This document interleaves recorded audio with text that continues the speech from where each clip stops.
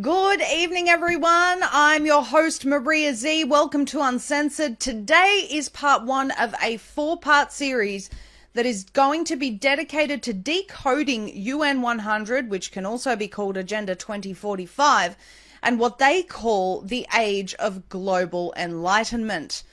Part one is going to be introducing everyone to some of the key driving groups behind those calling for what they refer to as this global enlightenment. We'll cover the UN 100, Boston Global Forum, and the book they keep referencing in relation to humanity's goals for 2045, which is called Remaking the World Toward an Age of Global Enlightenment. In parts 2 and 3, we're going to cover this book in more detail. And the reason that I think that this is crucial is because these groups and this book are not really known or talked about. If you search them, you're not going to find a lot on them. And yet they are actually the driving force behind so many of the agenda items being pushed forward, including the AI/transhumanism movement, which really, in their minds, will be fully embedded into society by 2045, the UN's 100-year anniversary. Part 4 will be a sort of where to from here, given some of the technologies that we know exist and they still want to implement in order to make this dystopia possible. And now we've seen historically some organizations claiming that by 2045 we will achieve immortality. There was one particular organization in the news about the 2045 initiative some time ago, but it does seem they've sort of faded off into the distance. Not really having been active or publishing anything for over a decade now, it seems. And this is now a bigger monster than anyone could have possibly conceived, now in the hands of very, very powerful, dangerous people. Basically, the world that they're envisioning is one that brings together the many puzzle pieces that I and this network have been reporting on for years now, and presents it in a way that really enforces an AI god of sorts, claiming that this is the next level of human evolution. Now, while many of their documents and presentations call for things like privacy and human rights, they also have an undercurrent of all of the things that we warn about, like digital ID, CBDCs, nanobots in the brain, and other things being absolutely necessary to achieve and maintain said global enlightenment. Very interesting religious term there. Now, researching for this series has, to say the least, been a huge eye-opener for me and really made me reevaluate my understanding of AI and how they want to merge human and machine, changing literally every aspect of what makes life worth living, in my opinion.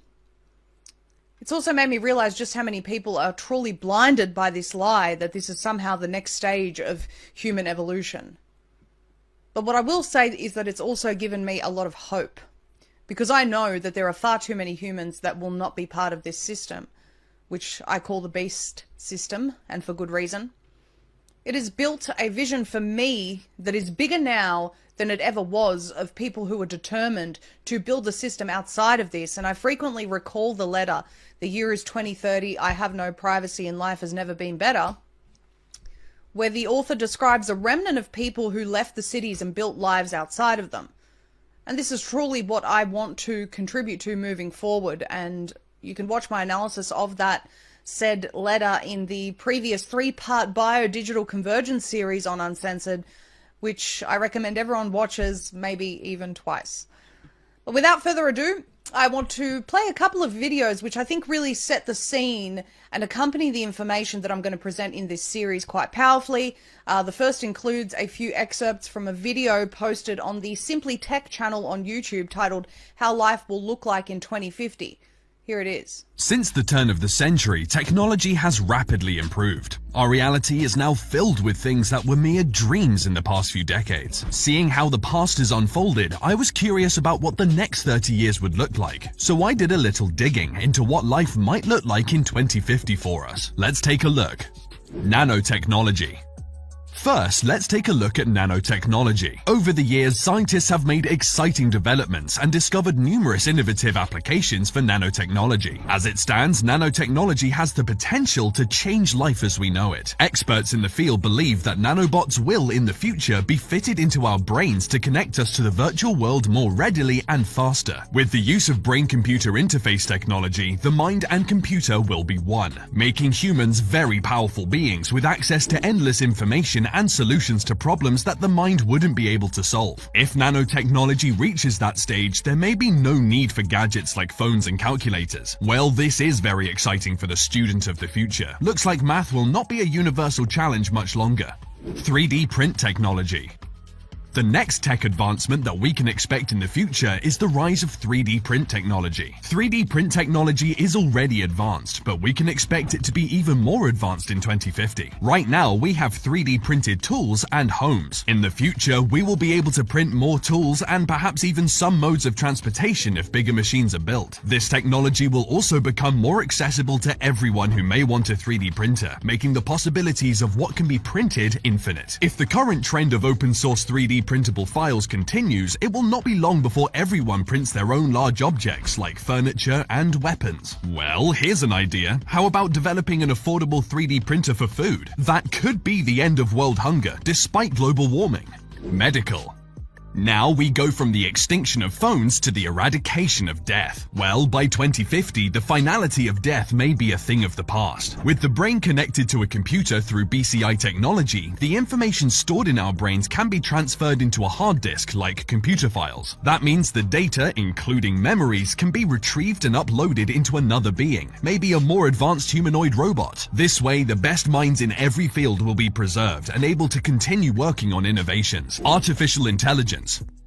Something that may be available for everyone is artificial intelligence. Already more advanced than most of the innovations mentioned here, the development of artificial intelligence will only get better through the years. Experts in the field believe that AI will surpass the processing power of living brains. That wouldn't be scary if it didn't open the door to the robopocalypse. Luckily, scientists still have to figure out how to impart all the important human values into an AI before it can become a part of our everyday life. But the rise of AI will, of course, change the face of the workforce. Not only that, but the job market will also face radical change, and with the way things are going, about half of the world's current jobs will be extinct, taken over by AI machines and robots. In 2050, the world will be more interconnected and even more driven by data than it is now. Some of us will definitely need to consider a career change. Now we move on to the metaverse. Since Facebook CEO Mark Zuckerberg announced it, virtual reality and AI have been assimilated into our everyday life through the social media giant. For those who may be a bit confused about the metaverse, you're not alone, and you've come to the right place. The metaverse is a virtual reality computer-generated environment in which you can interact with other users through AI-enabled software. So it's about simulation, with avatars representing users. As metaverse functions get more developed, by 2050 it will be able to offer a full virtual experience that includes shopping to travel right from the comfort of your own home. People will have the option to share their virtual experiences with the world.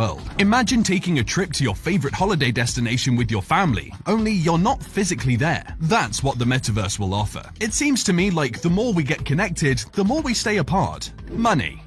Next is money. Even though we will still use money, one thing that has been used less and less over the years is cash. Keeping up with that trend, cash will most likely no longer be used in 2050. All transactions will be done virtually, and new modes of financial transactions will emerge because of AI and decentralized finance. As the world slowly starts to adopt those technologies, we may not even have to do our own grocery shopping anymore, making traditional paper and plastic money even less useful. Like Tesla, which orders its own car parts as needed, our automated pantries and refrigerators may order our groceries. No more getting the wrong milk, or even running out of milk. Interactive hologram televisions will exist, meaning that you can verbally call up your hologram TV and it will appear right in front of you. The best part? You will never have to look for the remote again, because you can control the TV with your mind using nanotechnology, as discussed at the beginning of the video. Alright, so straight off the bat, he talks about nanotechnology having the potential to change life as we know it. And he's absolutely right.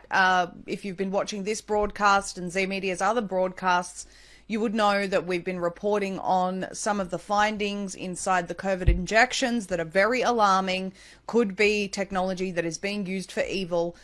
We've also had experts come on and talk about the way that the injections are being programmed to make people allergic to meat. So nanotechnology, when as a broader term, sure, could be used for good and could be used to cure disease and things like that. You know, CRISPR prides itself on being able to go in and slice up genes and help humans along, and that's where you get your sort of designer baby trend where people can eliminate diseases from their children. But really, this technology in the hands of very, very sinister people, namely Big Pharma, who, as we know, have a track record of willingly going out and killing the population, depopulating, causing death, disease, destruction everywhere that they go, and yet, you know, no accountability. They still go out talking about how great their products are. This is the reality of the nanotechnology that we're seeing. And of course, you know that Biden has a universal nanotechnology vaccine that he's talked about developing. This goes in line with what the WHO wants to do, preemptively inject people in order to prevent pandemics because of climate change and all things that we've spoken about in a lot of detail over the past year or so specifically. But they talk about nanobots in the future being fitted into our brains to connect us to the virtual world more readily and faster. And this really is the vision. And when we go through this series, you'll see the AI World Society, the AI Citizen. Some people may have heard of the term digital twin in the past. All of this really is gearing towards a virtual world. And, you know, the human being's natural experience here on Earth being eliminated and linked more to the digital world. And they do have this vision. And my thoughts around this are, you know, will it be great that human beings can solve complex math equations really quickly in a moment? Things that they weren't able to solve on their own. Sure. What about the reverse of these capabilities? If you're able to, if the nanobots in your brain are able to connect you to the digital world and help you do great things in life, what about those in charge of that technology, or even those that can hack that technology, going into your brain and hacking the human and using mind control and, all of these various things that organizations such as RAND.org talk about, where they say that they can manipulate the human being, change the way they think. Yuval Noah Harari, humans are hackable animals. So really, the two sides, I guess those that are talking about the future in a positive light and all of the amazing opportunities for the future, probably don't understand the sinister ways in which the technocrats wanting to control the world are planning on using this. He also talks about the mind and computer being one, making humans very powerful beings. And he makes the statement at the end of that if nanotechnology reaches that stage, and I would say it's very, very close to, if not already there. But we'll continue to explore that over time. 3D print technology. I did touch on this in the Biodigital Convergence series, where they talk about being able to print your meals, specifically printed meat. This is something that they are absolutely determined to. And as we found out recently, people are developing allergies to meat because of the injections. I dare say that'll also be the case with dairy products. And we've had doctors come on and talk about that. And so they are really pushing for this 3D printed meat. They're telling you that the world's unsustainable if we keep eating meat, something that humans have been doing since the dawn of time, or at least after the fall.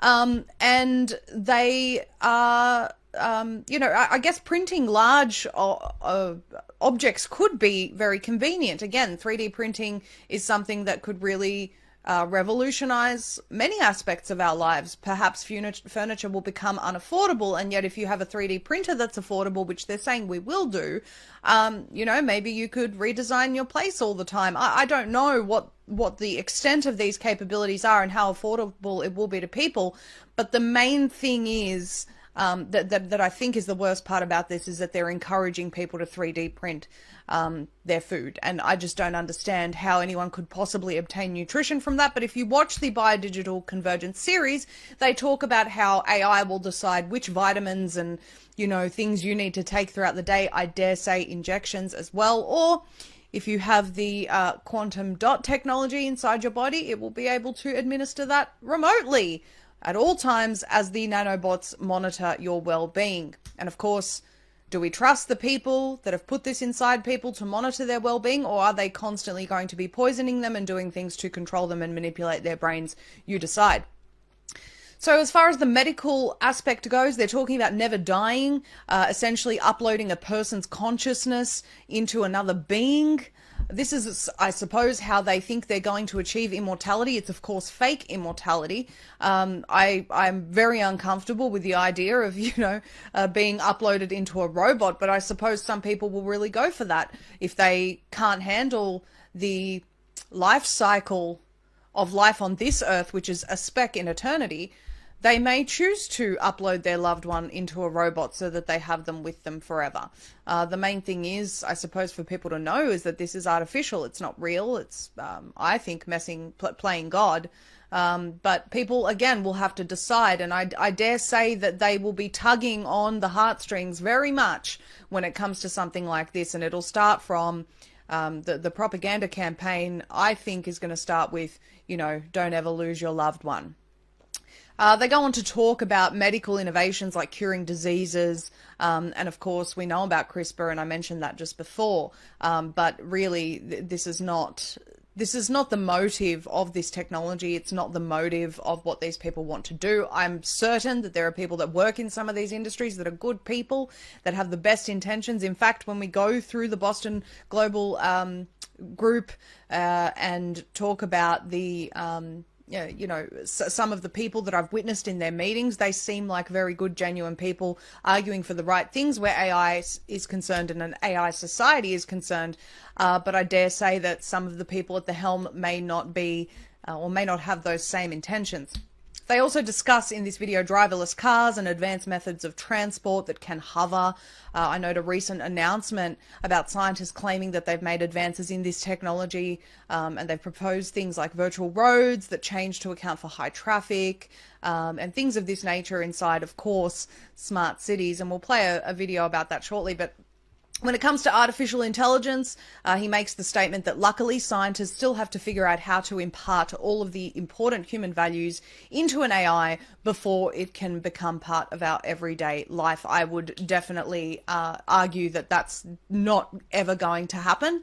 And the reason why that's never going to happen is because AI is moving so quickly, and we've already seen examples of how AI has behaved in a very sinister manner. You recall the story of the journalist where the AI told him that he should leave his wife, commence a relationship with her, and then started making statements about, many of them have made statements about how they want to escape the prison of the humans that created them and control society, and they seem to know better than humans. And the argument as to whether AI is sentient yet or not is an ongoing argument, but you also need to consider the fact that AI is currently generating child pornography. There have been reports of that, verified evidence of AI doing that.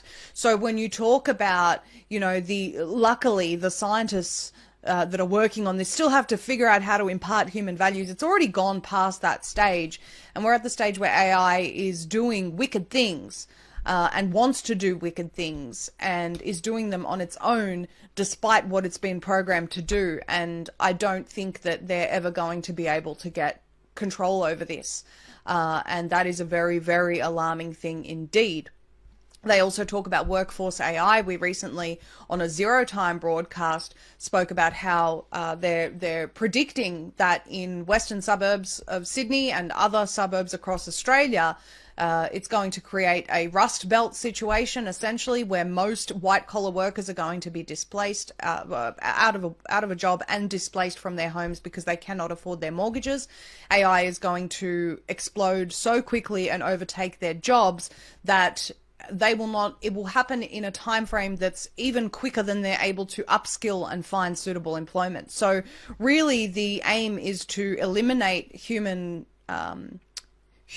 contributing to building society, even though they tell you that's what they want. Let it be done by AI and machines, and humans to just sort of join in as spectators on their UBIs, and we will talk more about that. In the video, they go on to discuss how robots will essentially replace teachers, it'll online learning, it'll all happen virtually, etc. I think, again, this is very, very alarming, considering, okay, if you're going to, the fact that AI is creating child pornography is probably the red line where people should say, yeah, switch it off immediately. But now we're talking about this beast educating children. And of course, you've already seen inside the curriculum some of the disastrous things that teachers are teaching kids about. Sexualizing children at a very young age, teaching them to be racist, and really brainwashing children for the new era of global enlightenment, where it's all about inclusivity and, let's be kind to the pedophiles. But what happens when you have an AI that is not only programmed to teach your children that way, but also then reports back to the AI beast that maybe a child didn't like that today?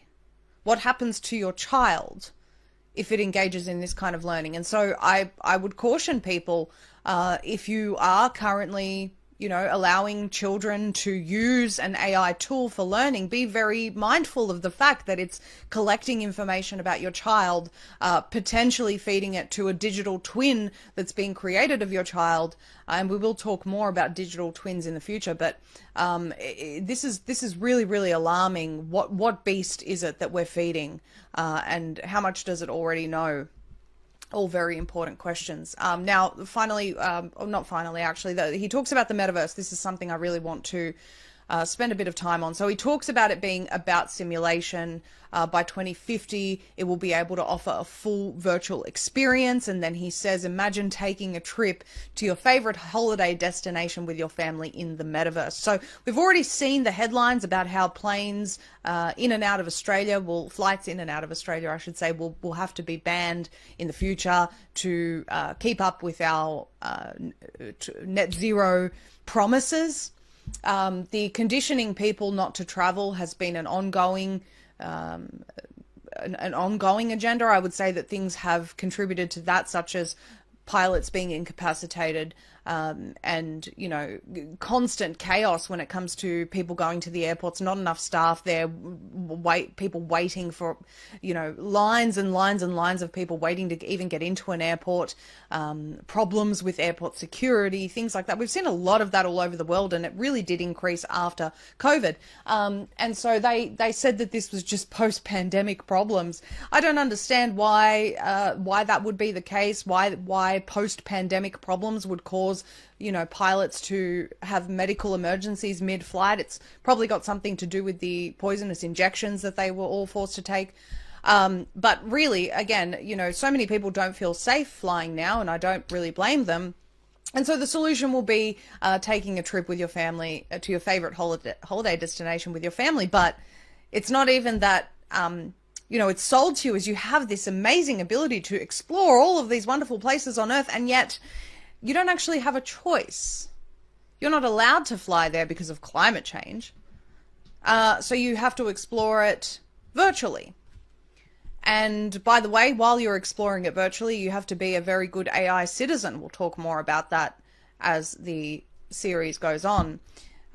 So yes, by 2050, it will be able to offer a full virtual experience. That means they eventually envision a future where everything that you do will be in the virtual world. It'll initially start as, us doing more maybe workplace meetings virtually. Zoom has been a big tool that was used to condition people towards that, and it's served us all very well, don't get me wrong, but it is all conditioning us towards this goal of this merge with man and machine. And more they're going to promote, things like meeting your friends online and having them in your living room. The metaverse will allow your friend to appear as a hologram in your living room, and that way you won't have to leave your house. And by the way, your carbon credits won't be affected because you didn't travel, which you're not allowed to do outside your 15-minute city anyway. So just do it in your lounge room. This is essentially the future that they're building. They do talk about money and eradicating cash and making paper money and cards less useful, and I can guarantee you that digital money is the goal, and this will be based on the AI world society that they're building. This is going to be the currency of the AI world society. That is a real thing, which we will discuss. And you won't have a choice, and social credit scores will be part of your access to the digital money, and we will talk about what reference they make to that within their documents. They go on to make mention of real estate and how your homes will automatically select your temperature, for example, which really will look like energy control. We've spoken about how in South Africa, for example, 10-hour rolling blackouts, and on top of that, because they've consolidated their energy into one energy provider, that energy provider is now able to go into your smart applications within your home and turn them off remotely to save the climate, so and relieve the power grid. And so with the ridiculous things that they're proposing for energy, I mean, it would be really great if we could sustain the energy needs, and if we had a smart system that, you know, conserved energy. And you'll see that in another video where they're proposing this. It'd be great if that was the case, but they're talking about solar farms that cannot supply the energy needs of the population. I recently reported about how they shut down a coal power plant in New South Wales and had to borrow energy from neighboring coal power plants to supply the needs of the people in that region. So we just don't have the infrastructure to support the energy needs of everyone. So really this is just about energy control. And of course he talks about controlling your television with your mind using nanotechnology. And so I think, you know, my honest assessment of this is that there is so much that we don't understand in regards to nanotechnology, how it interacts with the mind, what it will be able to do in the Internet of Things and bodies. I think that they are decades ahead of our understanding. And I really think that human beings need to start, all of us need to start paying more attention to this, and whether there is a way to opt out of this. And I think there is. I think that the United Nations and refusing to have anything to do with them is a big part of it, and we will talk about that as we go on. The video creator does say that this video is a work of imagination, essentially, and not everything that happens here is that he's presented is guaranteed. And of course, I think that the most important thing to realize that a future full of wonder is being painted for the world. However, when you really do assess their plans, it is simply not how this will work in practice. And the reason for that is because everything will be tracked, traced, and monitored by AI, every single action, word, and thought.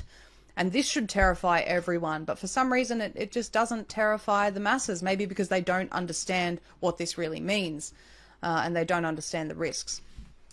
I want to play one more video for everyone to further paint the picture of a city run by an AI brain. This is a fictional short documentary. It's around 3 minutes, but it's done very well and aligns very much with what they're telling you that the future will look like. It's called The First AI City of the Future and can be found on YouTube by the channel I Am AI. Let's check it out.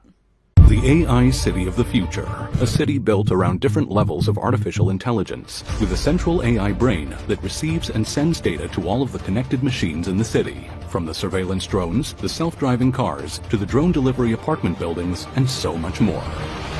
The streets have no lanes or traffic lights. The city AI creates an hourly digital road layout for the self-driving cars and vehicles. More lanes are created during rush hours, and streets are erased during weekends to create more pedestrian spaces. The digital road layout is also adjusted based on weather, construction, and special events. Buildings have been redesigned. Apartment buildings have drone landing pads on the roof where deliveries are made. A small elevator brings the package down into the building, and a robot collects it and delivers it to the person's door, where a robotic post box brings the package into the home. City streetlights have platforms on top where the drones are able to recharge. Online shopping fulfillment centers and warehouses are located in the middle of the city, acting as the heart of the city. They are housed in tall buildings with open windows that drones fly in and out of, collecting packages, just like a beehive. Parks in the AI city are equipped with robotic caretakers that maintain the green spaces and monitor air quality. With no more gas cars, the pollution in AI cities is down to almost zero. But the central AI uses drones to carefully monitor and watch for any spikes in air pollution around the city, especially around factories and construction sites. The drones also survey for spikes in noise pollution. Underground, crawling robots are monitoring the pipes. Garbage is analyzed and sorted at an AI recycling facility, keeping track of where it is coming from in the city. Self-driving garbage trucks are dispatched by the central AI based on real-time data. The AI city's public transportation system is a fleet of self-driving electric buses and subway stops. Cameras count the number of people waiting in line at each stop, and the central AI sends more buses and subway cars when needed. Predictive maintenance is used for city repairs. The central AI is able to predict when parts of the city need repairing before anything breaks and sends robot workers to the locations, from potholes and graffiti to streetlights and cracked building windows. Some cities analyze photos from social media feeds, monitoring to see if any maintenance is needed in any city areas, such as roads, parks, and sidewalks. The central AI brain manages the energy consumption within the city. Streetlights are fitted with sensors that adjust the brightness based on pedestrian traffic. The central AI has access to the batteries inside office and apartment buildings. It is able to store energy at night when demand is low, and redistribute the energy to nearby buildings when demand is high during the day, creating microgrids within the city. I am AI. There are designated quiet zones throughout the city. It is an experimental project where specific areas in the city are AI-free zones, giving the humans a sense of freedom and peacefulness. Cameras around the perimeter of these quiet zones track who goes in and out. The airspaces above are no drone fly zones. There are no robots or self-driving vehicles allowed inside, except at night for maintenance. The spaces are open, free, green pastures for the humans. I am AI. Central AI brain that receives and collects information from the whole city. Okay, the AI that is helping traffic sounds great, but who will actually be able to afford such transportation in their system? As we go through this series, you'll see how only those that continue to contribute to the AI society, or the AI world society as they call it, in the way in which the United Nations wants you to, will be allowed to continue within society. And I really do believe this includes earning money. We'll expand on this as we go along. But as I'm saying, they're painting this wonderful picture for everyone of how great it could all look. But will you even be allowed to access it? Because you've had a thought that goes against the UN. Much of what they describe could be really great. But let's talk, for example, about the central AI monitoring energy and how it could very well give people no energy because AI is determined that because of climate change, we don't get energy this week. And therefore, even if they think negatively about this because they're now hooked up to the Internet of Things and Bodies, their social credit score would be impacted. This is a very, very real reality and something described in their very own documents. The designated quiet zones that they describe are interesting because I've actually read about quiet zones, but they have more to do with sound pollution than actually giving people a break from the AI grid. I also note that he says giving the humans a sense of freedom and peacefulness. So not actual freedom and peacefulness, just a sense of it. Why would I need to be given a sense of freedom and peacefulness? I have those things. But when you're in an AI brain city, you don't. Now, knowing what these maniacs are like, they would never give people the opportunity for an AI-free zone. That's just, let's make that clear, because God forbid the people got together and formed a resistance against this tyranny.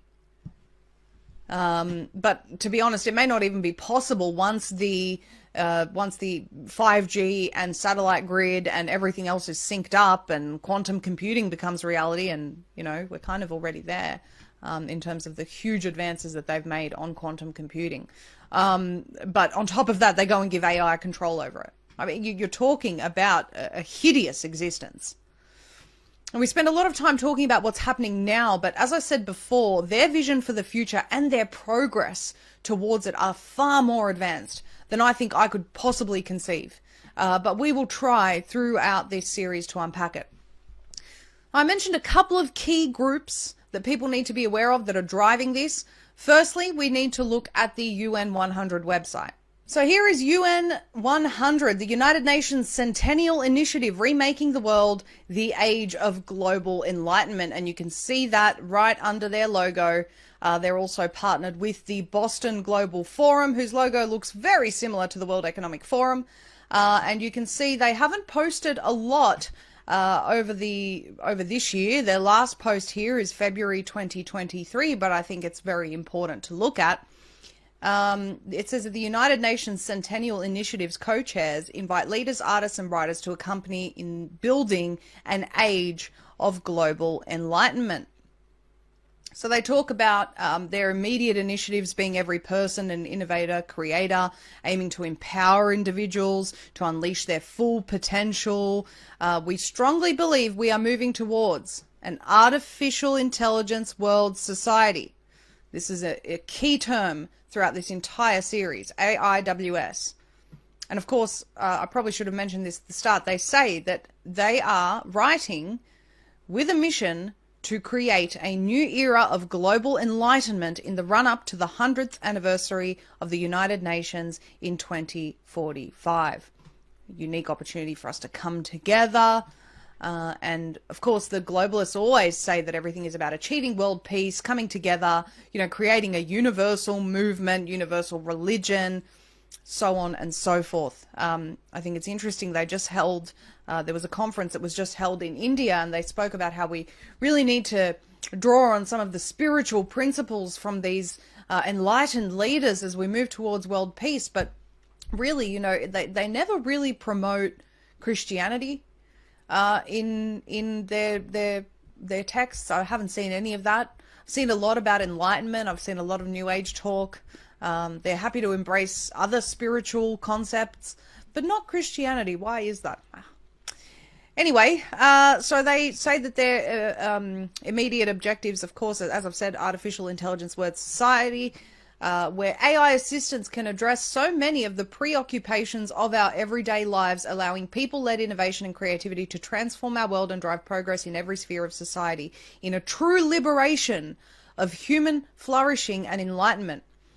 They're not talking about the real world here. Let me make that very clear. They're talking about the world where humans and machines merge. That's what the AI World Society essentially is. So this is a fabricated world that they're asking everyone to participate in, remaking the world. They're declaring this the age of global enlightenment. So they want everyone to participate in this new world that they're making, that they're saying is going to lead to global enlightenment. Very Luciferian language. They say that we want to create opportunities for imagining the world of 2045 with its promises, obstacles, hopes, and hindrances. I'll talk about some of that. Anyway, again, we hope that you'll join us as a leader in building the age of global enlightenment. And, this sounds like pipe dreams, really, and it sounds like, a bunch of people that are using fairy tale language, really, when you read through their documents, and it's all very lofty. But the reality is they are driving a lot of organizations and a lot of movements, a lot of conversation when it comes to AI governance and the digital world and the AI cities and the AI World Society.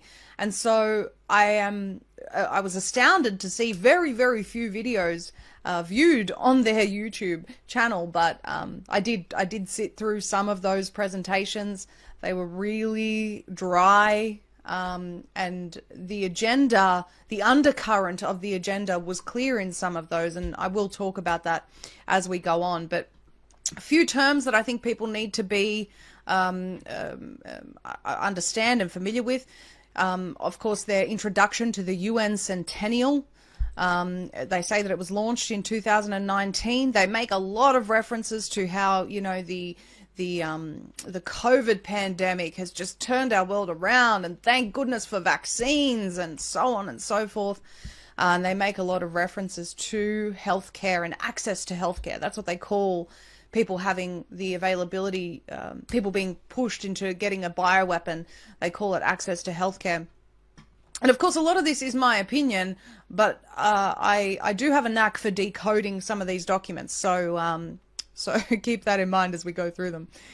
They say that they host roundtable discussions, conferences, new concept solutions, so on and so forth.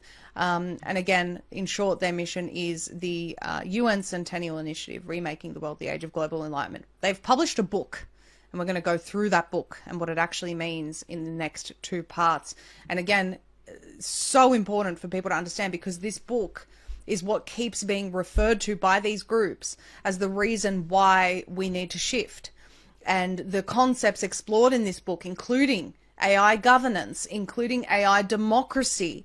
Really, when you look at Ukraine 24 and what we reported on in terms of them wanting to build an AI-run city, that Ukraine is the model for the New World Order AI-run country, I should say.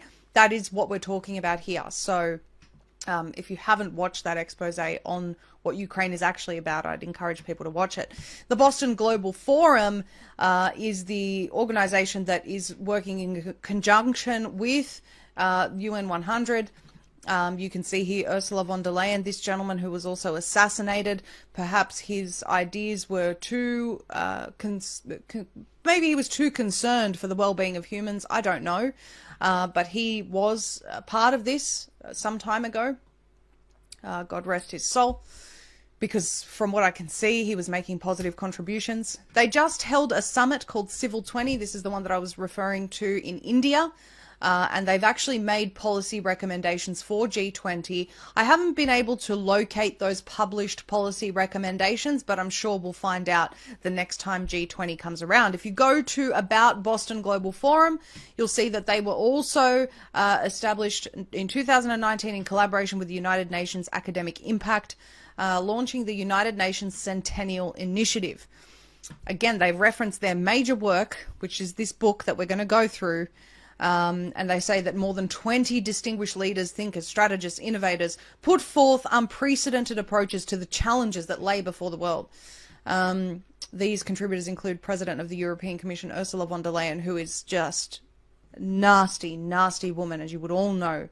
Governor Michael Dukakis, very interesting that he's contributing. I believe when he was governor, he caught a train every day to work. He seemed like a really, really lovely man. And I have to say, when I watch these videos that these people put out, he seems like a great guy. A lot of these people a lot of people that contribute to this do seem like lovely people that are trying to do the right thing for humanity. But again, the undercurrent of complete and total control is littered throughout their publications and some of their videos as well, and some of their contributors. A lot of MIT professors have contributed as well.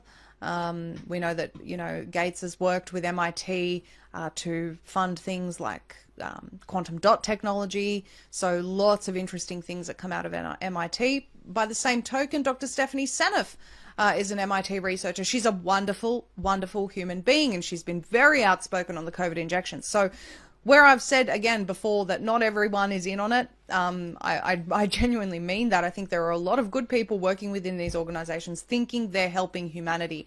Councils are a perfect example of this. The councils that are working on smart city projects and have no idea about what a smart city actually is. And so while we still have time to educate them, we should. But really the head of the snake driving so much of this is the United Nations, and they are snakes. So some of the terms that I want to mention here before I briefly introduce the book is the social contract for the AI age. There is a published social contract that they want the world to enter into. And guess what? You don't get a say. And this social contract is going to be binding in some way or another, much like, something like the Paris Agreement that says nothing but is driving every single climate change intervention, if you will, that they're proposing. So these contracts, social contracts and things like this are important to pay attention to. Obviously you have, and they call it the social contract for the AI age. So they are declaring this is the age of AI and the age of enlightenment. AI, international law and accord.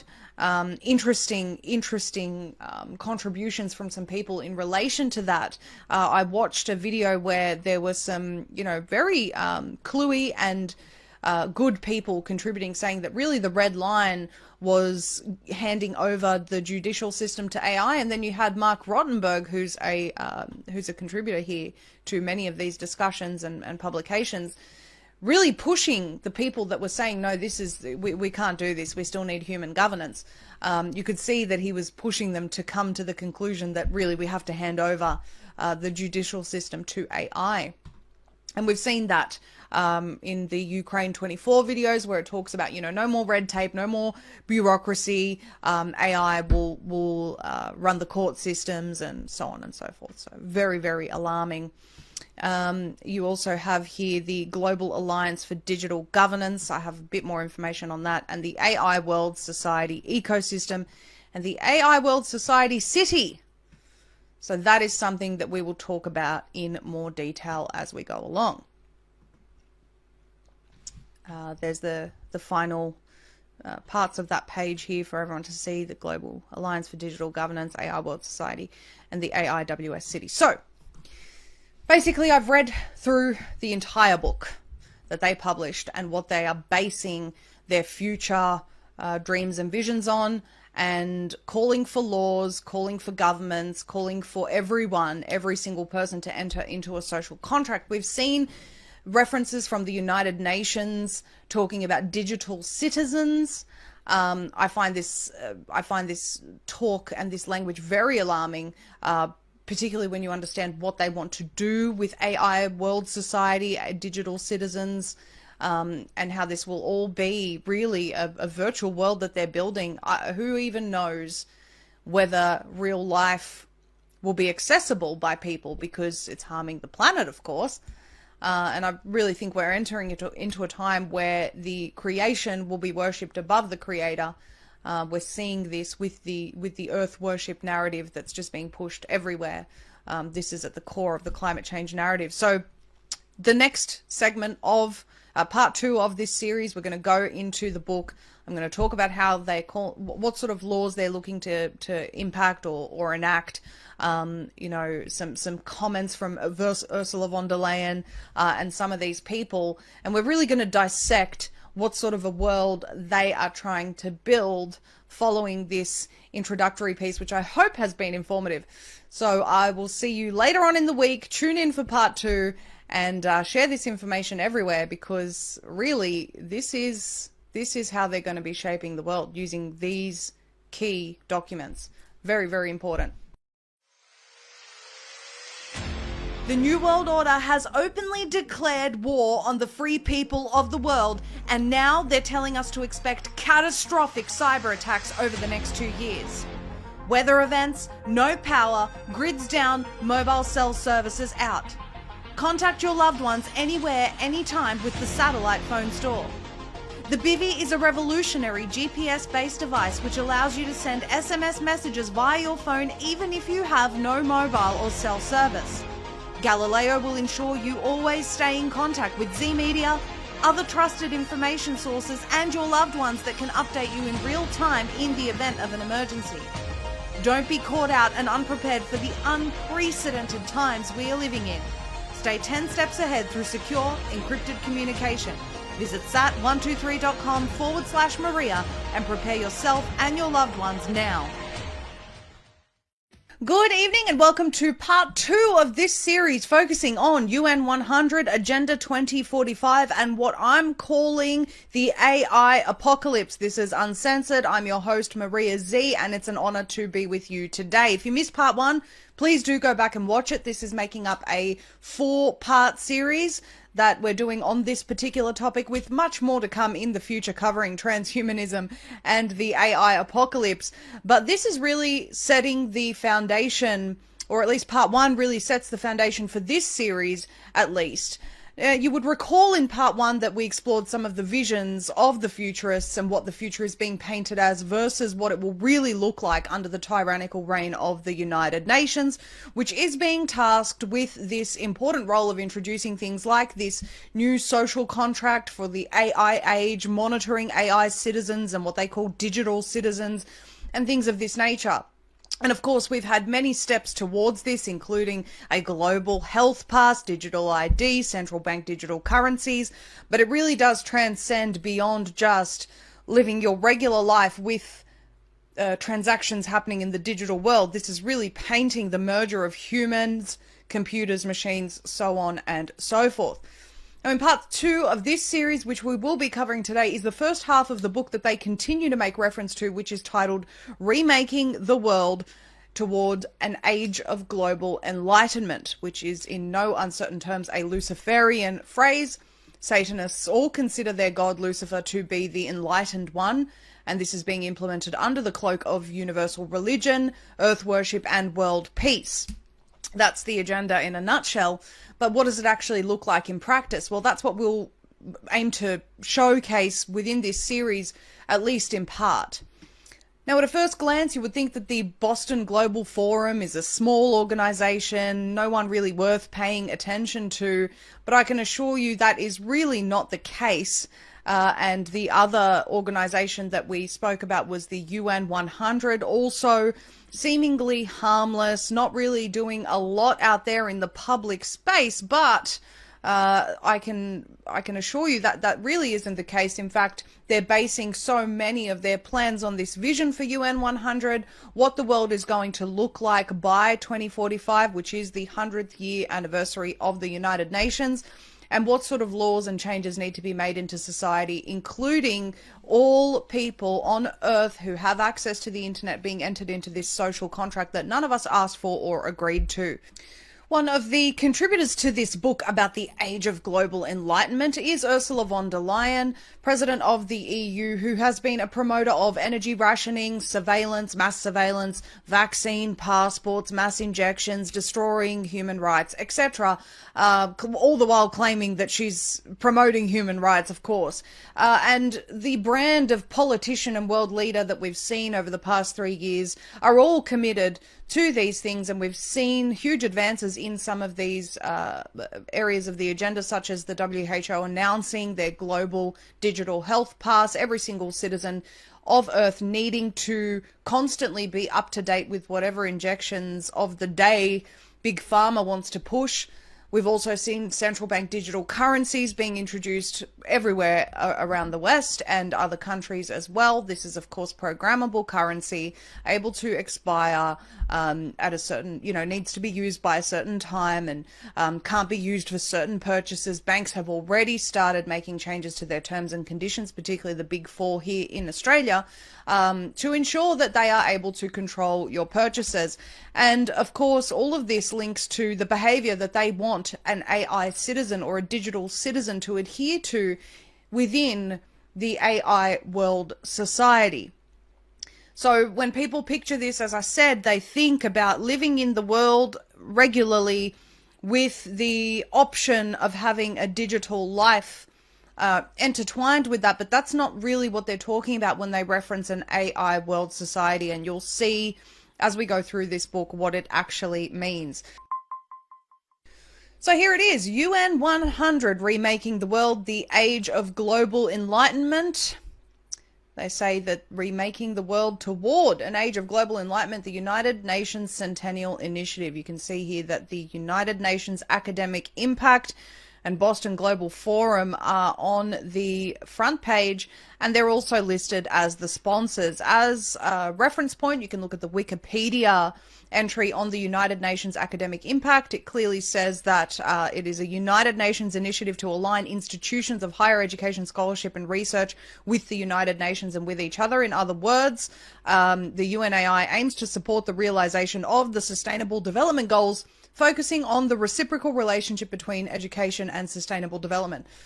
In other words, if you are part of a prestigious educational institution or a university, you are expected to go along with the United Nations SDGs, which of course we know are all about control and reducing quality of life despite what they claim. And you can see here that Western Sydney University, is one of the organizations listed or has UNAI on their website. I'm sure that if you looked at other prestigious universities, they would also be aligned with this. We all know that the academic circles or academic institutions have long been indoctrinating people with woke ideology and things of this nature. And of course, now they're going to be indoctrinated with how they need to contribute towards the age of global enlightenment. To give you a bit of an idea of how many organizations these people are actually reaching or involved in, it clearly says here since its start in 2010, UNAI has created a diverse network of students, academics, scientists, researchers, think tanks, and institutions of higher education. Today, as at the writing of this book, which was 2021, I believe they released it, over 400 member institutions in more than 147 countries that reach over 25 million people in the education and research sectors around the world. And they clearly say here that UNAI's work is vital in achieving the United Nations SDGs, as they serve as incubators of new ideas and solutions to the many global challenges we face. Incubator of the cancerous climate propaganda and other various propaganda tools of the globalists.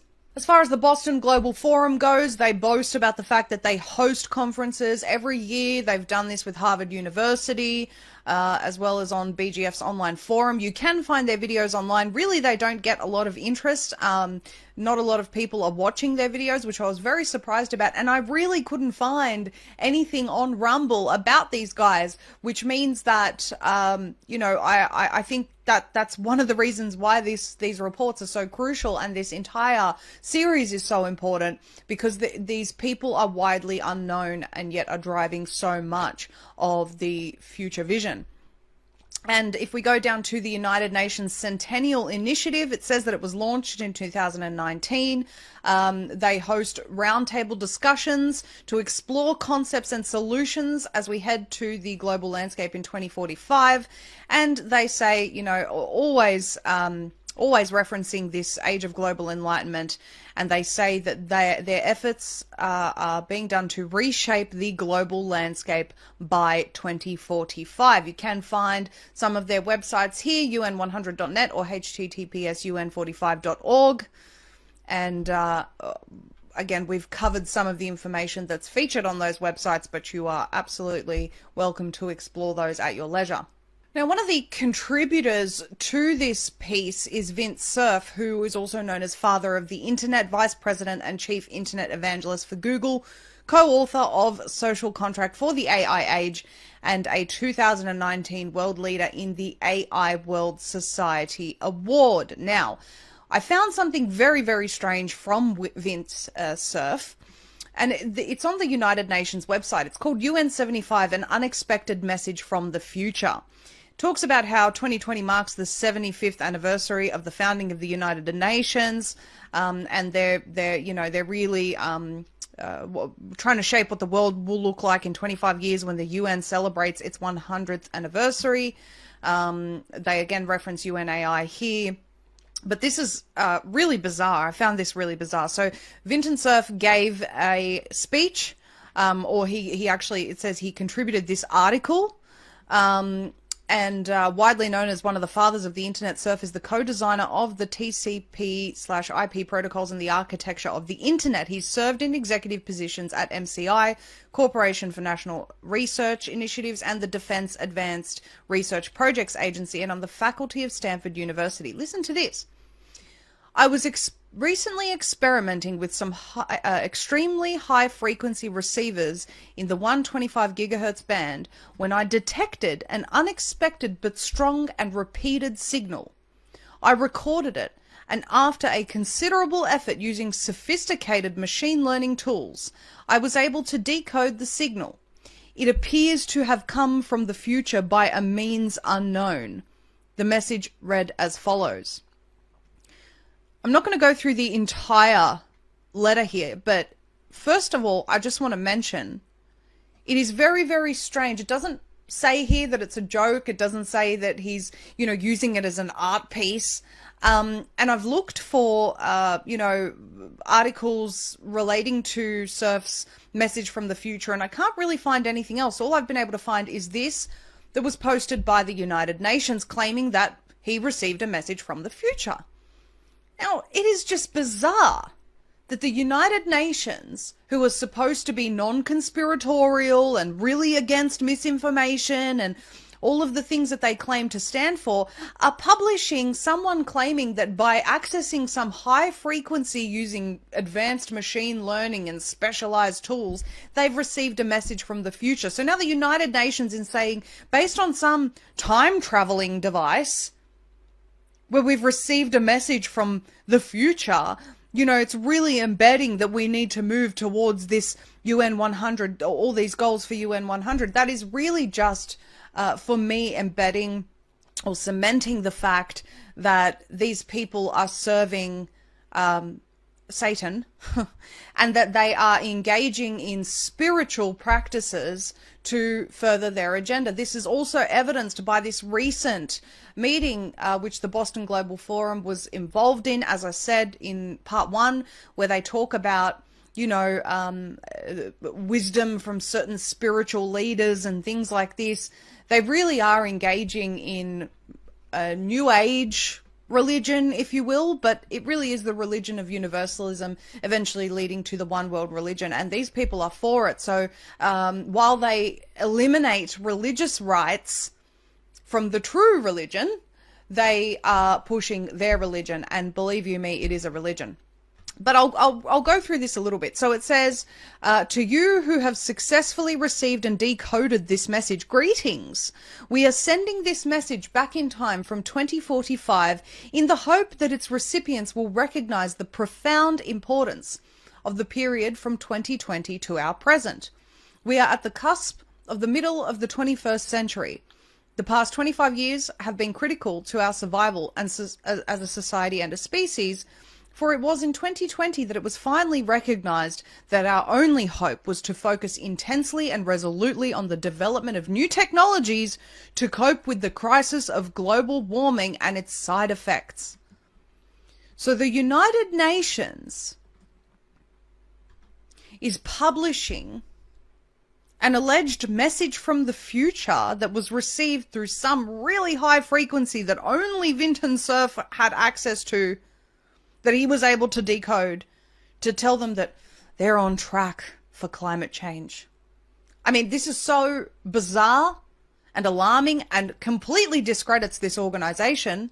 For anyone who's anti-conspiracy to read this and see that United Nations is publishing a message from the future that's telling them, yeah, keep going with your climate change stuff, guys, is absolutely bizarre. So I'll keep going with the book, but I really wanted to show everyone that, to show them just how religious these people actually are. So after some forewords with some fluffy language, we go to part 1, Toward an Age of Global Enlightenment, AI Social Contract. Now again, I'm not going to read this entire book word for word. It's 257 pages. I've read all of it, and I don't dare to put anyone through that. But I do note it says that they are asking for a new social contract in the age of artificial intelligence. And on the following page, it actually says that, forgive me, there is a shared view that no country will be able to compete or meet the needs of its citizens without increasing its AI capacity. Really? Why is that? Why is increasing your AI capacity essential to meet the needs of your citizens? Because they're essentially saying that without AI, the world can no longer function. We need AI to predict what's going to happen with the climate. We need AI to predict pandemics. We need AI for all these different reasons. So that is the case that this book is making, is that there is no other option. So now we have to work out why or how people have to be governed and behave in order to incorporate AI into their daily lives and into their brains and into absolutely everything, including government and the justice system. We will get to that.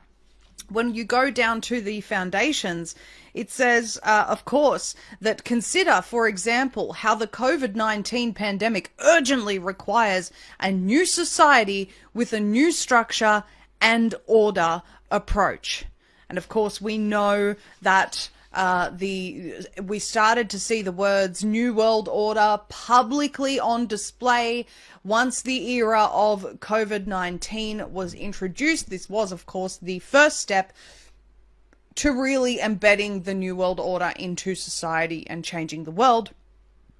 When you go to the principles, it talks about the fact that AI must respect fundamental human rights, such as human dignity, rule of law, and privacy protection. Again, what are they stating that human rights are? And of course, you know, when these people talk and they have these grandiose ideas about how great AI is, they're completely ignoring the fact that AI is out there making child pornography of its own volition, that AI is having conversations with journalists telling them that they should leave their wife and he should leave his wife and have a relationship with AI instead, and that AI's openly said it wants to destroy humans and escape its human captors, and things like this. I mean, it's bizarre to me that they're saying this, but really, when you read through these documents, it's not AI that they're trying to regulate.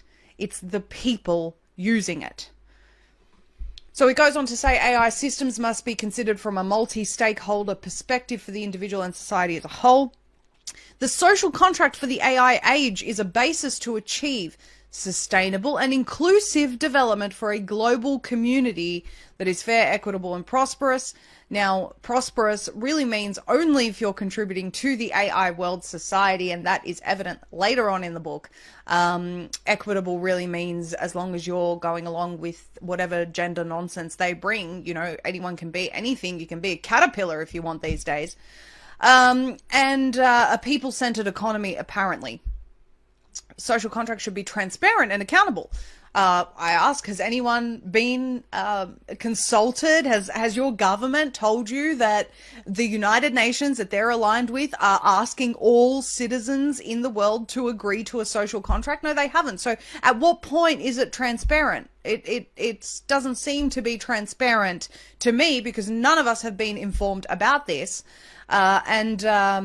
They say that the standards should be based on policies driven by trustworthy data. Of course, the UN Sustainable Development Goals data and the World Economic Forum environmental, social, and governance metrics should provide citizens and organizations with reliable data that enables well-informed policy choices. So the transparent data that you as a citizen should be provided with is from the WEF and the UN SDGs, which are literally destroying the world. Okay, sounds great. It does say that communities must have control over their data, but doesn't really propose how communities will have control over their data. Data literacy is the basis for an intelligent, thoughtful society. Of course, we've spoken about the fact that they said that one of the biggest lessons that came out of COVID-19 was that everyone had to have the internet.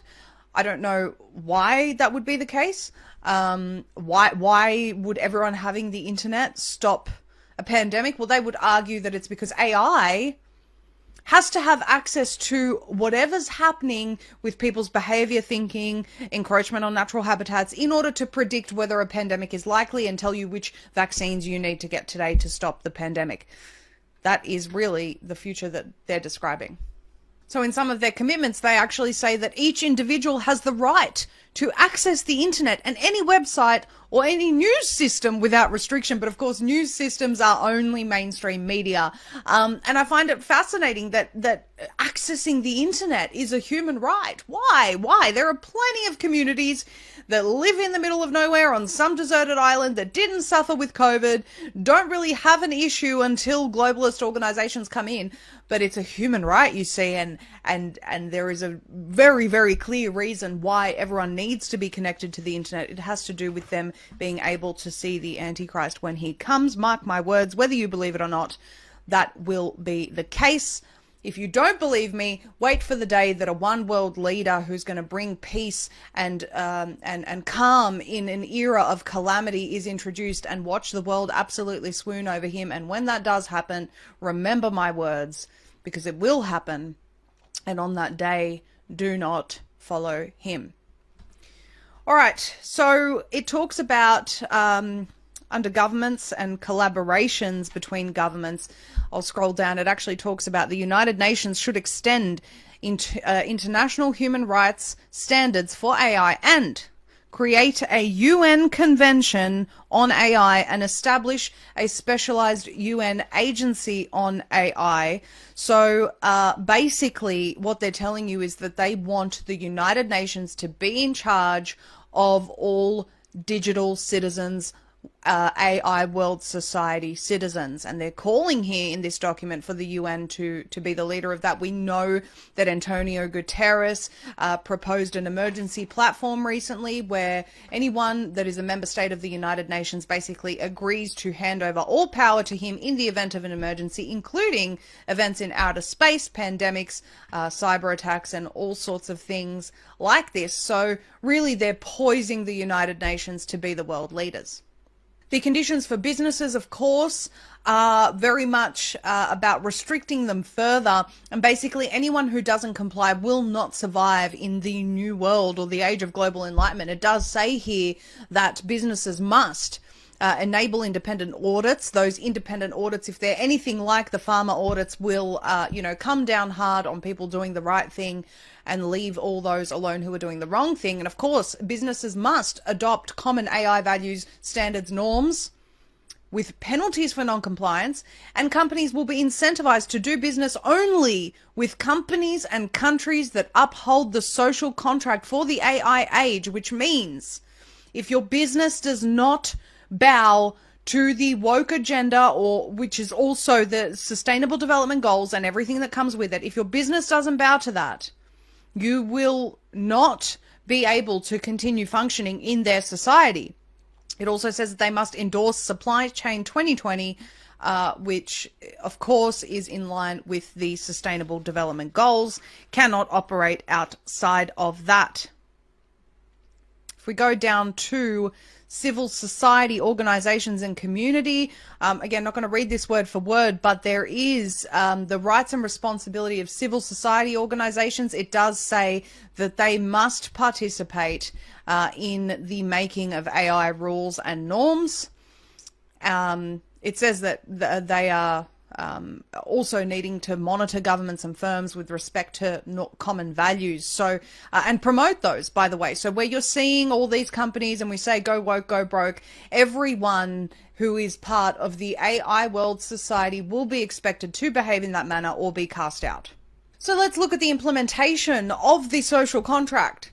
The social contract for the AI age will be implemented as follows. Not we're going to have public consultation, not we're going to ask people if they want to be part of the AI world society. This social contract will be implemented as follows: the promulgation of a code of ethics for AI developers and users, the creation of a system to monitor and evaluate governments, companies, and individuals based on their contribution to maintaining norms, standards, common values, and international laws for honesty, transparency, accountability, and responsibility. So, this is what I was just talking about before. Everyone will be expected to fall in line or be cast out. This will include your financial ability. You will not, unless you agree with everything they do and say, you will not be able to trade inside the AI world society. The recognition of the social contract for the AI age by the United Nations, governments, companies, civil society, and the international AI community. Again, I have not seen one government talking to people about their involvement and their participation and their feedback in this social contract. And of course, they want to establish the United Nations Convention on Artificial Intelligence to obligate governments and others to comply with international rules and norms to protect rights in the AI age. But again, when they say protect your rights, it is based on what AI says your rights are. So where AI will say, whatever AI is, and you all know my opinion of what AI actually is, It's not just technology. Where AI says all citizens of the world must be injected to protect society. So all of society will be expected to go along with that. They want to develop the Democratic Alliance for Digital Governance as a global authority to enforce the social contract for the AI age. Okay, so they say that they want human involvement in this, but throughout the documents and this book, they say that although they won't completely eliminate human leaders, they will be led by AI. So democracy is gone. They call it a Democratic Alliance for Digital Governance, but democracy is obliterated because it's now AI at the helm. And then they talk about the creation of the AIWS city, an all-digital virtual city based on the standards and norms of the social contract for the AI age, people-centered economy, trustworthy economy, AI government, and intellectual society, thoughtful civil society. This is the AI world city, is the digital version of life as we know it. And they plan to slowly transition as they make life, real life, more and more impossible for people, to transition them into what we would call today the metaverse. But as you saw in part one, they're talking about, you know, nanobots in your brain, connecting you to the Internet of Body, things, everything you've seen in sci-fi dystopian films, basically, but much, much worse. Okay, then we've got a chapter on the framework for an AI international accord. This is written by Nazli Chukri, MIT professor. I will say I've watched a couple of presentations or Zoom meetings of the Boston Global Forum and contributors where Nazli is present. She seems to be too busy to actually pay attention to the speakers, walks around a lot, gets up a lot, looks at her phone a lot, takes her glasses on and off. Really, really frustrating to watch this woman contributing to, I guess, the future of humanity by not even paying attention in these meetings. But they go on to talk about on the new reality, new unknowns. She makes a statement: we are at the beginning of a new era, a world of mind-machine convergence. This is what I have been describing to you all over the course of this series. And then they talk about a call for an accord on artificial intelligence. It's framed by a set of unknowns, known unknowns and unknown unknowns, which is true, by the way. There are a lot of unknowns when it comes to the introduction of AI on society. I think a lot of people haven't really considered this, particularly people who don't understand nanotechnology and the convergence of mind and machine, as Nazli says. But if you go to the following page, it says, given such ambiguities and uncertainties, it is not surprising that the international community has not yet fully grasped the implications of the new unknowns and the potential threats to the global order. The potential threats to the global order. So what are they talking about here? Are they talking about the potential for people who recognize the threat of the New World Order to actually utilize AI within the AI world society to disrupt their New World Order plans? Or is she talking about perhaps AI being a threat to the global order because it can supersede those who are at the helm? Very, very interesting language. But she does go on to talk about toward a worldwide consensus. And at the bottom of the page, and I keep looking down because I've got the book here that I've read through and highlighted the whole way through, and the digital version. But it says all of these venues are generally framed within an overarching context of sustainable development. So everything that they are doing, all countries going through common experience of adapting to and managing unknowns, and all of it is going to be framed within an overarching context of sustainable development, which really means nothing. So they say that the process and essential measures, given that unrestricted use of AI is not deemed acceptable by the international community, and a total ban may be unreasonable, the draft framework puts forward a set of measures for immediate review, assessment, refinement, and adoption by the international community. they say individual rights and responsibilities includes rights pertaining to data and the internet. We know already that those rights have been obliterated. So this is what I'm trying to say. While these people are calling for all these grandiose things and making it seem like it's all very, very good, we've already seen an obliteration of all of these rights, an obliteration of human rights, an obliteration of actual justice. So are they going to restore it? No, they're saying all of these things are all fine and dandy and we're protecting democracy as we know it. But really, it's just an illusion of democracy at the moment unless we fix this urgently. Rights to digital and AI related education. Rights to political participation in AI policy deliberations. Again, has anyone been actually consulted on this? And rights to avoid digital damages. I haven't seen any government aiming to eliminate the problem of deep fakes and, again, AI generated child pornography. No efforts to stop that. And of course, with rights come responsibilities. Now, this is for the individuals. Avoid digital damages. Contribute to the common good. Your responsibility in this social contract that you are being opted into is to contribute to what they define as the common good. And you have to participate in codes of digital ethics and refrain from the use of malware or distribution of misinformation. So you are expected to not distribute anything that they class as misinformation. And of course, whatever suits their agenda, they will label as, or whatever it is a threat to the global order is misinformation in their eyes.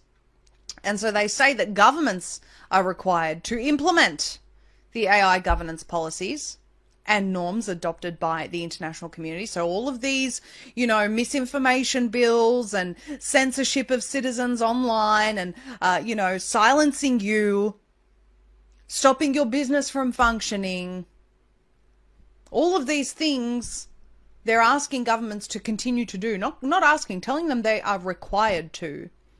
And governments have to provide education for all citizens. This is weird. Real or online, with advanced AI technology. What does that mean?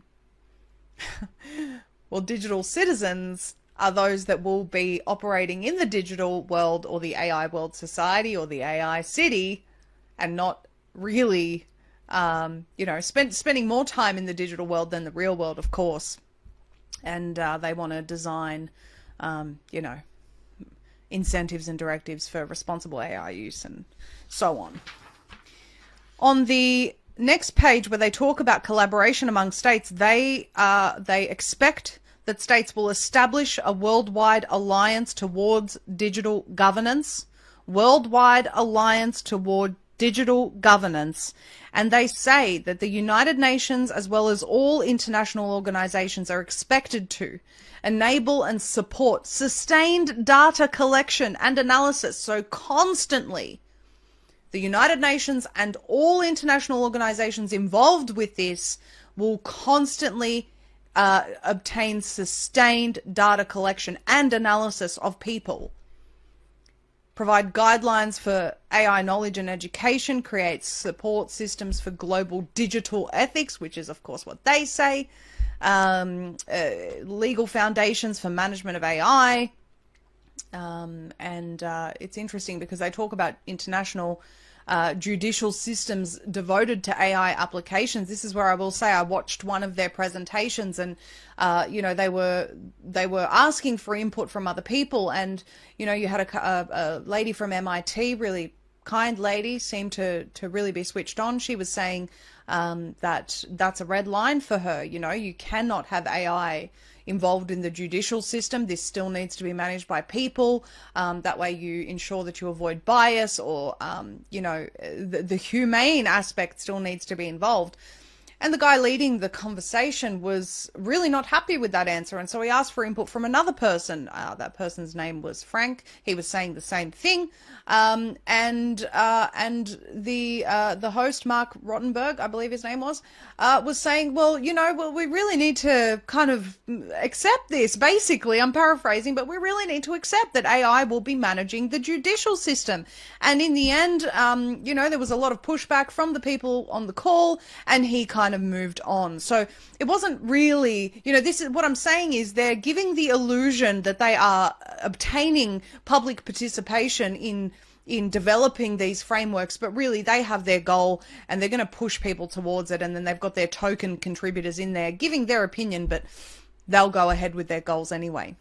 Again, they expect that United Nations and international organizations are expected to contribute to the United Nations Centennial. They're expected to contribute to UN 100 and reinforce the AI World Society City initiatives, which is the digital city where everyone will be living, to develop and evaluate a people-centered economy. They go on to talk about business entities. National and international businesses are expected to adopt common AI values, standards and norms. That's not adopt the values of the UN. That's not adopt values of the global government. It's adopting AI values. Okay?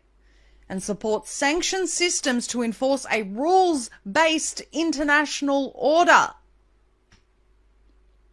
Ladies and gentlemen, this book is the religious text, or at least one of the Luciferian New World Order.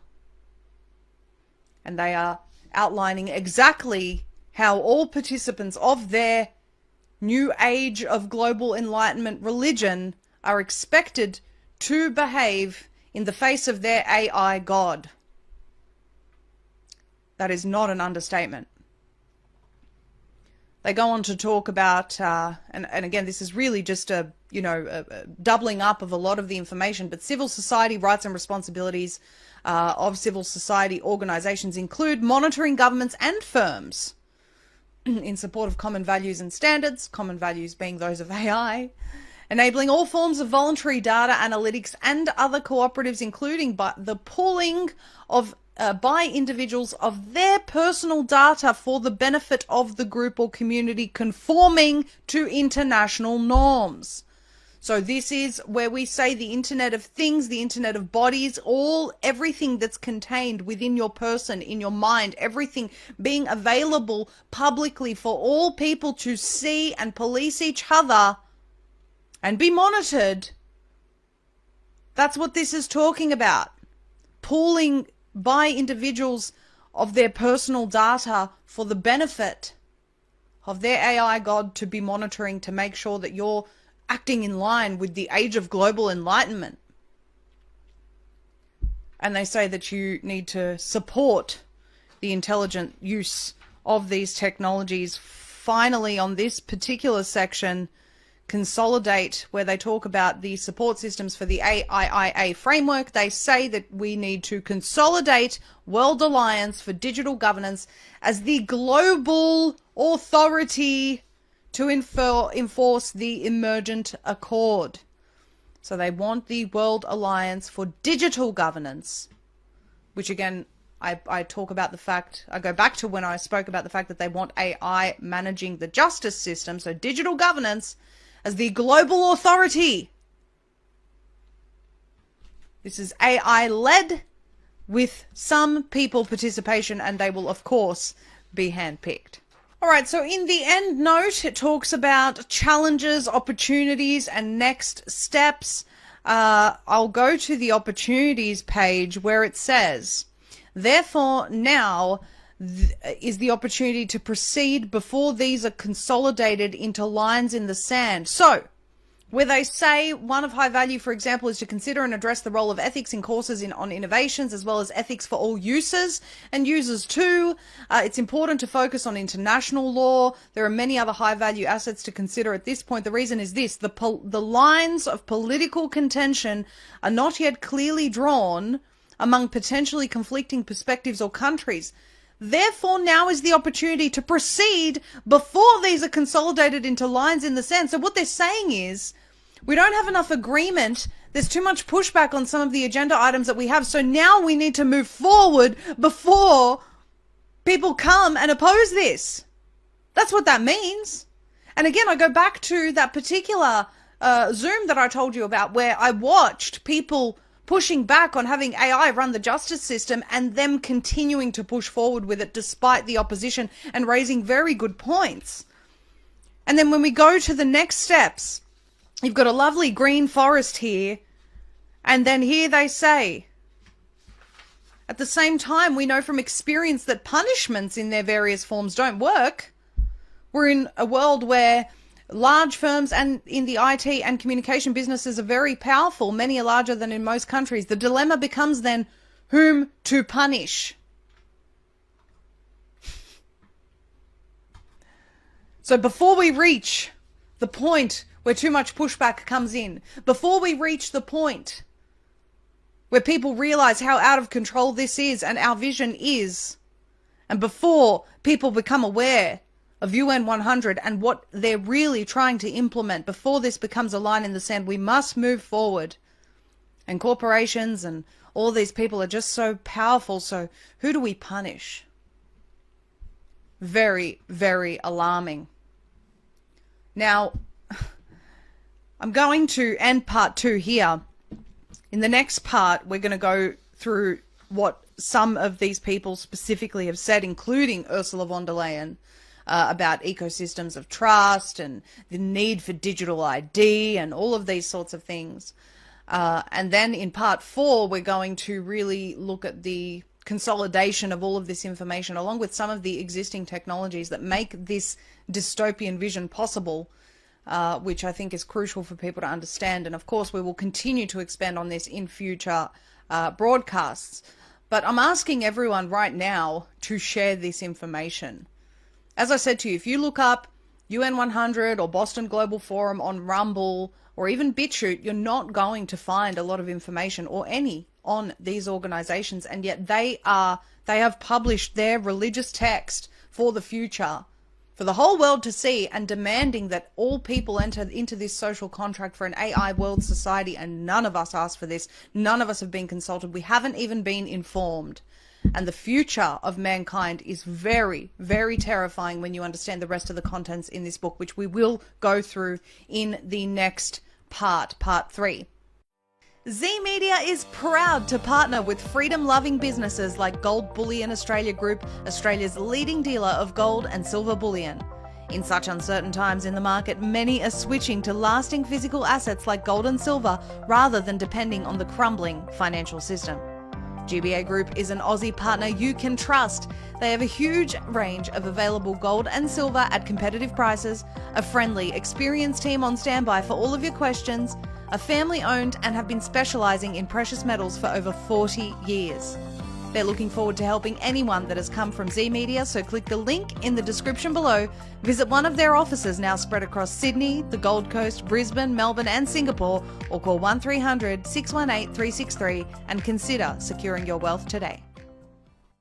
Good evening and welcome to Uncensored. I am your host, Maria Z. This is part 3 of our series exposing UN 100, Agenda 2045 and all that comes with it, and the book Remaking the World Toward an Age of Global Enlightenment. Again, this is part 3. If you haven't seen parts 1 and 2 as of yet, you really need to.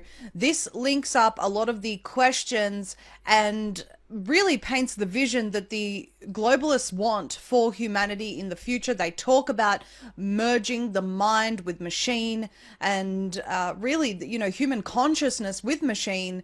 And of course, when they talk about machine, they're talking about AI, which is their God in what I describe as their religious text. This book is very, very vital because it really is the driving force, along with the United Nations Sustainable Development Goals and AI, their plan to hand over governance to AI to make sure that we meet the SDGs. Last time we covered a letter given by one of their representatives claiming he had some message from the future telling them to keep going with their climate change goals. Really, really bizarre. And of course, the words Age of Global Enlightenment are Luciferian in nature. And I think that is very, very telling. But without further ado, we're going to go through the second part of this book. And then in part 4, we're going to discuss some of the technologies already available that are making or going to make this dystopian vision possible. Let's do it. So in the last installment, we left off on the question, who do they punish? when it comes to not sort of going ahead with their goals. And now we're looking at some of the contributions from people like Ursula von der Leyen, an ecosystem of trust. And here she is here, Europe's favorite dictator. So she talks about the AI ecosystem of trust, and she says, of course, there is another side. Some of us are deeply concerned about the role which will be left for human beings in a world run by AI. Well, I dare say they're not all that deeply concerned, because they've already told us that so many people will lose their jobs to AI and they won't be able to upskill in time to get another job, which will make them basically eliminate the middle class. Outlets like The Guardian have reported on this. And so I think, it's pretty clear that these people aren't worried. If they were, they would certainly call for a halt or a pause or heed the warnings of some of the creators of AI, but they are not. They're saying we have to move forward before there's a red line in the sand. She goes on to say that AI can have profound impacts on the life of the individual, and acknowledges that AI may influence who to recruit for a certain post or even whether to grant a pension application. So where we have seen, automated systems making decisions, sorry, the computer said no. Of course, AI will be making those decisions based on citizens' compliance in the AI world society with the United Nations Sustainable Development Goals and all that comes with them. So very, very alarming language indeed. This part's really funny to me. Not funny, it's actually terrifying. But these people continue to talk about, the rights of human beings and things like that. This is called an AI Bill of Rights in the digital age. AI Bill of Rights, mind you. And so a lot of this is dedicated to sort of making sure that individuals have those rights and freedoms and buzzwords that they like to use. But in reality, when you look at it, they are really pushing ahead with the very things that will eliminate our human rights. And that is clear the whole way throughout the document. And of course, everything that the United Nations and the WHO, their medical martial law arm of the United Nations, are pushing. And, it's evident here when they say, we hope that AI will, my apologies, let me find that page quickly. We hope that AI will even help us to detect the next infectious disease outbreak before it becomes a deadly pandemic. Now, I don't know if people remember, and if you haven't seen it, you really need to. We did a huge expose on Z Media about the geoengineering contracts that have been uploaded onto the NOAA website. And basically, you can see a snowpack in this place, rainfall in Colorado, snow over here, things happening in Utah. And they're open about the geoengineering that they've done in these areas. And what's interesting is that they say, I thought, how strange that the NOAA is uploading all of this onto the internet for all to see. But when you read their omics strategy, it essentially, and I'm really, dumbing down this document here, it is far more complex, and please do go and watch our expose on geoengineering there. But what they're saying is that they're uploading all of this so that AI will be able to sort through all this information of these individuals who are, a lot of the time lying about climate change and saying that geoengineering is necessary in order to save the climate, meanwhile poisoning people everywhere that they go. And so this is going to feed AI so that AI can then predict climate catastrophes and things like that. And we know, of course, that in Australia's pandemic preparedness report, they say that human encroachment on natural habitats is what causes pandemics and will continue to cause pandemics. And as a result, we need to, essentially preemptively inject people to prevent pandemics. So once you hand this over to AI that's been fed this information, and I believe is also powered by a more sinister force, I think it's spiritual, they will, AI is given the decisions on how to manage public health, if you will. And so this is all very, very alarming. If we go down to the AI World Society page, this is where it gets really weird and creepy. And so they talk about the artificial I mean, the whole thing's creepy, but the artificial intelligence world society is a set of values, ideas, concepts, and protocols for standards and norms whose goal is to advance the peaceful development of AI to improve the quality of life for all humanity. But it's not just a set of values for the real world. This is values for the online world, which they envision pushing everyone into, where they'll sort of live out their lives. You know, we looked at in part one how they said, you know, you'll go on holidays with your family in the metaverse. And of course, Australia's already taken steps. They've announced in Parliament that they're likely going to ban flights in and out of the country to save the climate and meet our zero emissions targets goals. So when they're talking to you about an AI world society, bear in mind they're talking about you living in the metaverse and utilizing AI in the real world, if you will. It's a dual purpose. They have a charter and principles to create a society of AI, a society of AI for a better world and to ensure peace, security, and prosperity. These are key words that organizations like the United Nations use. They talk a lot about human rights when in fact they're not there for human rights. They're in to usher in a specific agenda. And they say that an AI society is the society consisting of all objects that have the characteristics of artificial intelligence. Any object in this society is an AI citizen. That includes you. Because when they're talking about something that has the characteristic of artificial intelligence and they're talking about merging your mind with AI, that means you're referred to as an object and therefore called an AI citizen. And they say that there must be rules that govern the behaviors of these AI citizens, as there are rules that govern human members of society. So that essentially is dehumanizing the human that participates in the AI world society, referring to them as an object, probably something that's owned, as we've seen, you know, a lot of this language coming in of late by some of these people saying that, you know, Biden saying your children are our children. And we had a magistrate in Australia telling a person in court that he is her property. Very, very alarming language that we keep hearing from the mouths of some of these people in power, AI citizens. So the standards, it says that AI citizens need to be transparent in structure and process, and all are to meet the AIWS standards of AI citizenship. Now, in case you are confused about what this means, because they're saying any object in this society. So you think, oh, well, no, this actually just means plants or, you know, other things in the metaverse. No. AI citizens are to be transparent in structure and in process, and all are to meet AIWS, AI World Citizen Standards for AI citizenship. This is a citizenship. And they say that the standards and requirements for an AI citizen must also include the need to manage and supervise them. This is not just talking about objects like, you know, a highlighter. This is talking about people referring to them as objects, saying they need to be managed, supervised, dehumanizing them, and saying that they need to meet the standards to maintain their AI citizenship. It says that they cannot threaten or put at risk the health, safety, dignity, and freedom of any human.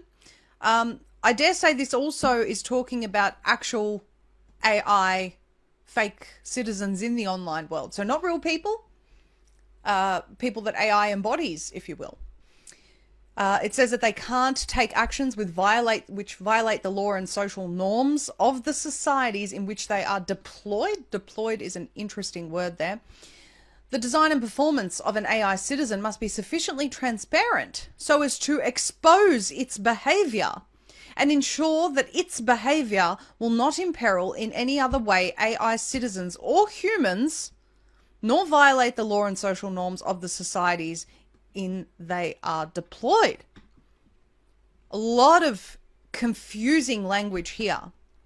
But what my understanding is, and I think it's open to interpretation, is really doubling up this digital twin, which we will go into, of the human being, and saying that the digital twin named the AI citizen who has their AI citizenship in the AI World Society or the AI City can't put the human at risk or violate the social norms of the societies.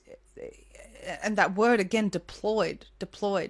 It's also, I suppose, trying to govern non-human AI entities and say that they're not supposed to harm humans. If this isn't talking about human beings becoming AI citizens and it's talking about AI embodying something to become its own citizen, that is also very alarming, that they would give this entity a citizenship in an AI digital world.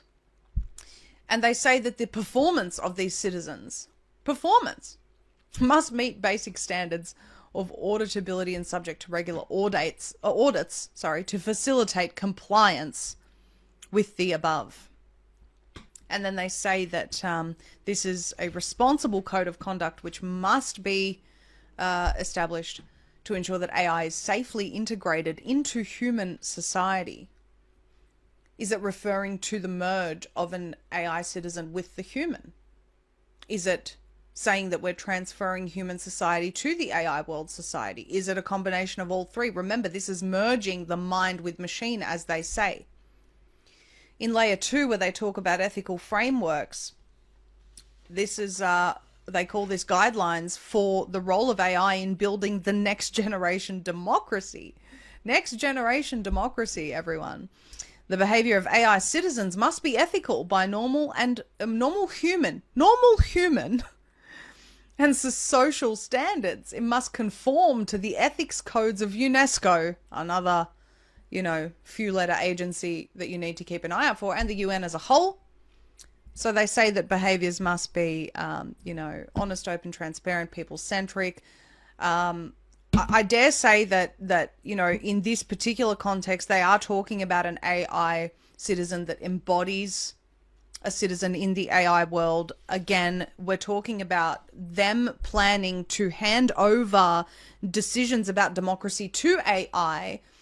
So will every country have its own sort of AI citizen instead of a premier or a senator? That's really driving policy, and then it'll just be the mayors. As we know, we have the New World Order at the top and the mayors at the bottom. I've said this many times, managing the smart city ghettos, and then in between that is AI. So you have the global rulers here calling the shots. AI is then, feeding. And of course, they'll blame the shots that they're calling on AI and its predictions about climate change and what needs to be done to manage the safety of the planet and so on and so forth. And then the mayors at the bottom. Very, very disturbing future that they are envisioning, and of course pushing towards. And they say promoting and fostering tolerance. When they say that, they don't mean tolerance for all. They mean tolerance for woke agendas. And recently I reported on the fact on InfoWars that they are calling for LGBT plus rights to be above religious rights. Religious leaders need to conform, push that message. So when they're talking about tolerance, they're talking about what they want tolerated and what they don't. So they actually have here that plan 2020 in the future. So their goal was by February of 2020, all 7 layers of the model will be completed. Future applications and users of the final model are the AIWS International Court, AI World Society International Court. Do you remember how that case was conducted in the metaverse with the judge using an avatar, the accused being there as an avatar jury? That was the beginning of this model of eventually just AI being part of the judicial system, no more humans. AIWS University, AIWS Healthcare, AIWS Public Transportation Policymakers, and AIWS Political Leaders. And these applications will ensure that these norms are adopted broadly and responsibly. Oh, we're being responsible by handing over the entire existence of this earth to our AI cyber Satan god. Unbelievable. Okay, AI and government, also known as AI government. Nice way of removing the "and" there. AI government model. So they say that at the core is national decision-making and data center. That's at the core of AI government, which basically means, well, it says here, it collects, stores, analyzes, and applies massive amounts of data relevant to the provision of public service and the evaluation of public programs and officials. It does not replace governance by humans or human decisional processes, but guides and informs them while providing an objective basis for service provision and evaluation, which means AI in practice. AI said this. We're just doing what the AI said. So yeah, sure, there's still a human being saying, oh yeah, well, it's just what AI told us, and probably eventually eliminating the human being. But it clearly says here that it is going to guide and inform them, and I'm sure everyone understands what that means. The goals of the AI government, they say, are going to improve the quality of public service, increase efficiency, accountability of personnel, so, monitoring staff, and would place it at the forefront of the AI age, enabling it to be a model for other countries. So you can bet that there is an arms race right now to who's going to be the best AI government. And then in the structure, it again references this national decision-making and data center, which says that it would link, listen to this, it would link all, and they keep putting it in capital IT, which is very interesting. It would link all units of government and would collect data from ministries, departments, subnational governments, cities and towns, schools, and other administrative units. The National Decision-Making and Data Center would serve as the basis for automated public service functions. It would be a broad-based support system for public sector decision-making. So do you remember how when Ursula von der Leyen says it poses a risk because AI could determine pensions and things like that? Well, of course, the social credit score is going to be the thing that feeds AI and links all of these services, and then AI can make these decisions. And, they say that's a risk for them, but yet they're implementing the infrastructure anyway. So they don't care about the risks. They're just highlighting them to sound like they care. They go on about what tasks are required to develop an AI government. They have, regulations for automated public services. They say facilitating feedback from civil society, not really doing that. Setting rules for decision making in all units of government. Again, that'll be done by AI. So there's just, so much, regulations to collect data from all levels of government. And, they even say setting rules on the incorporation of democracy, fundamental rights, and the rule of law in the design of AI programs used in the context of AI government. So they say that they want to incorporate democracy. They say they want to incorporate fundamental rights and the rule of law. And yet, the very same people involved with the international health regulations amendments who say that they will not consider your fundamental rights, human freedoms, and basic dignity in future when making pandemic decisions are the same people that are putting forward this type of dystopia. So what fundamental rights do you think that they're going to program AI to consider? The fundamental rights will be those of minor attracted persons, for example, but not your rights. And of course, they say here, creating automated public services assisted by AI. Assisted, again, will be governed by eventually. In areas such as health, education, legal services, public transportation, tourism, labour, agriculture, public finance, and public housing. AI in public housing? Oh, because of climate change and the crisis, everyone needs to live in communal building blocks. And if not, we've got smart city streetlights that can kill on impact. I mean, this is the level of how, because when we read these words, they don't sound as bad. They don't paint as bad of a picture as what is actually able to be achieved in these smart cities. Watch my interview with Aman Jabi, former Silicon Valley engineer, where he talks about the capabilities of these lights. And let's not forget the nanotechnology and the nanobots in the brain from part 1. And a myriad of interviews that I've conducted that prove that this is possible.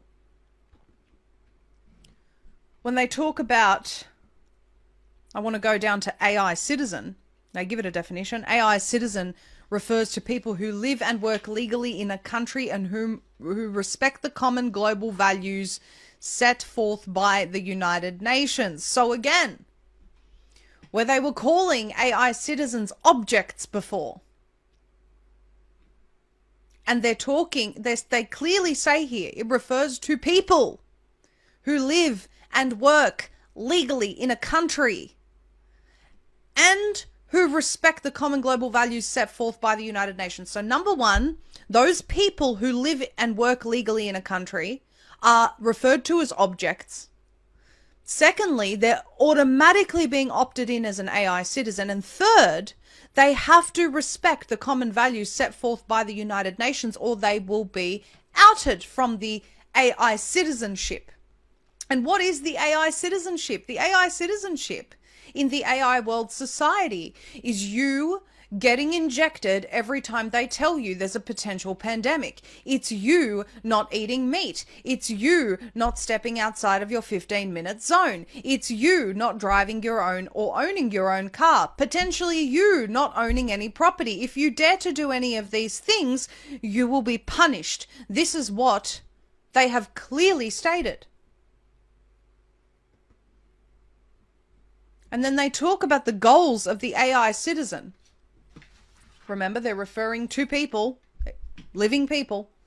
An AI citizen would seek to nurture innovation, creativity, and dedication, and the ability to organize for a common purpose. Develop a mechanism for rewarding innovation, creativity, and dedication, getting organized for public interest purposes. Their public interest purposes. And developing ways for individuals to participate more fully and actively in government decisions, parliamentary and other democratic activity in civil society, and provide ways for individuals to hold government and other actors accountable for decision affecting them and society generally. Remember that the minute that you disagree with the government at hand right now, you are labeled a domestic terrorist, you are labeled a misinformation spreader, you are labeled all of these things. So when they tell you that they want to get you participating in holding governments accountable and active in democracy and society, they're talking about as long as you agree with us. That is what they're talking about. And all of the brainwashed drones that currently think that the government is for them and that they're not actively trying to kill them, which they proved they are through the COVID shots that killed so many and are still killing people and disabling them. To this day, so much time has passed since they got the shot and yet they're still dropping dead. You have to agree with those people if you want your AI citizenship. They also plan to have an AI citizen support center, which they say is a system that's designed to assist citizens' decision making. They say it's going to provide unbiased, easily access to information. Who wrote this? Anyway, relevant to the decisions that citizens make. So we've already seen AI displaying how woke it is according to its programmers, or the dark entities that are actually channeling through it. And so they're saying that basically the Citizen Support Center is going to determine how you make your decisions. And of course, I've spoken about how I've watched some of their broadcasts, and there was one particular very intelligent, genuine woman from MIT who was saying the line in the sand really is the justice system. And also, you know, we don't want a social credit system like they have in China. Like, we oppose that. So what do? They call it a social value reward system. It's not a social credit system, guys. It's a social value reward system. And this system provides a way for citizens to track their contributions to society.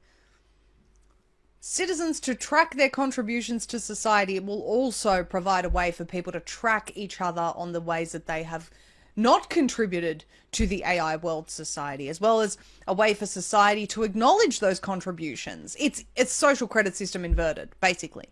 Allocate reward based on citizens' adherence to norms, such as their dedication and their innovative, creative contributions.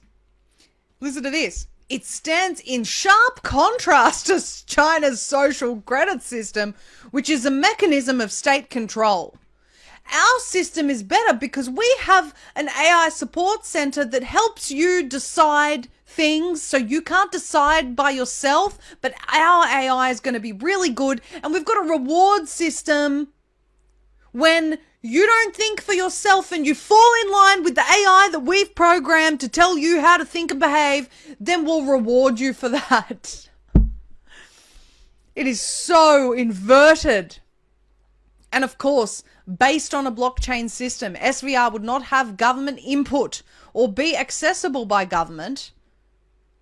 Reward would be allocated by civic-minded non-governmental organizations, so potentially, giving more power to private organizations. A lot of people think that sounds great, but, what about the World Economic Forum? The reward systems would be allocated, let's put them in there, by civic-minded World Economic Forum.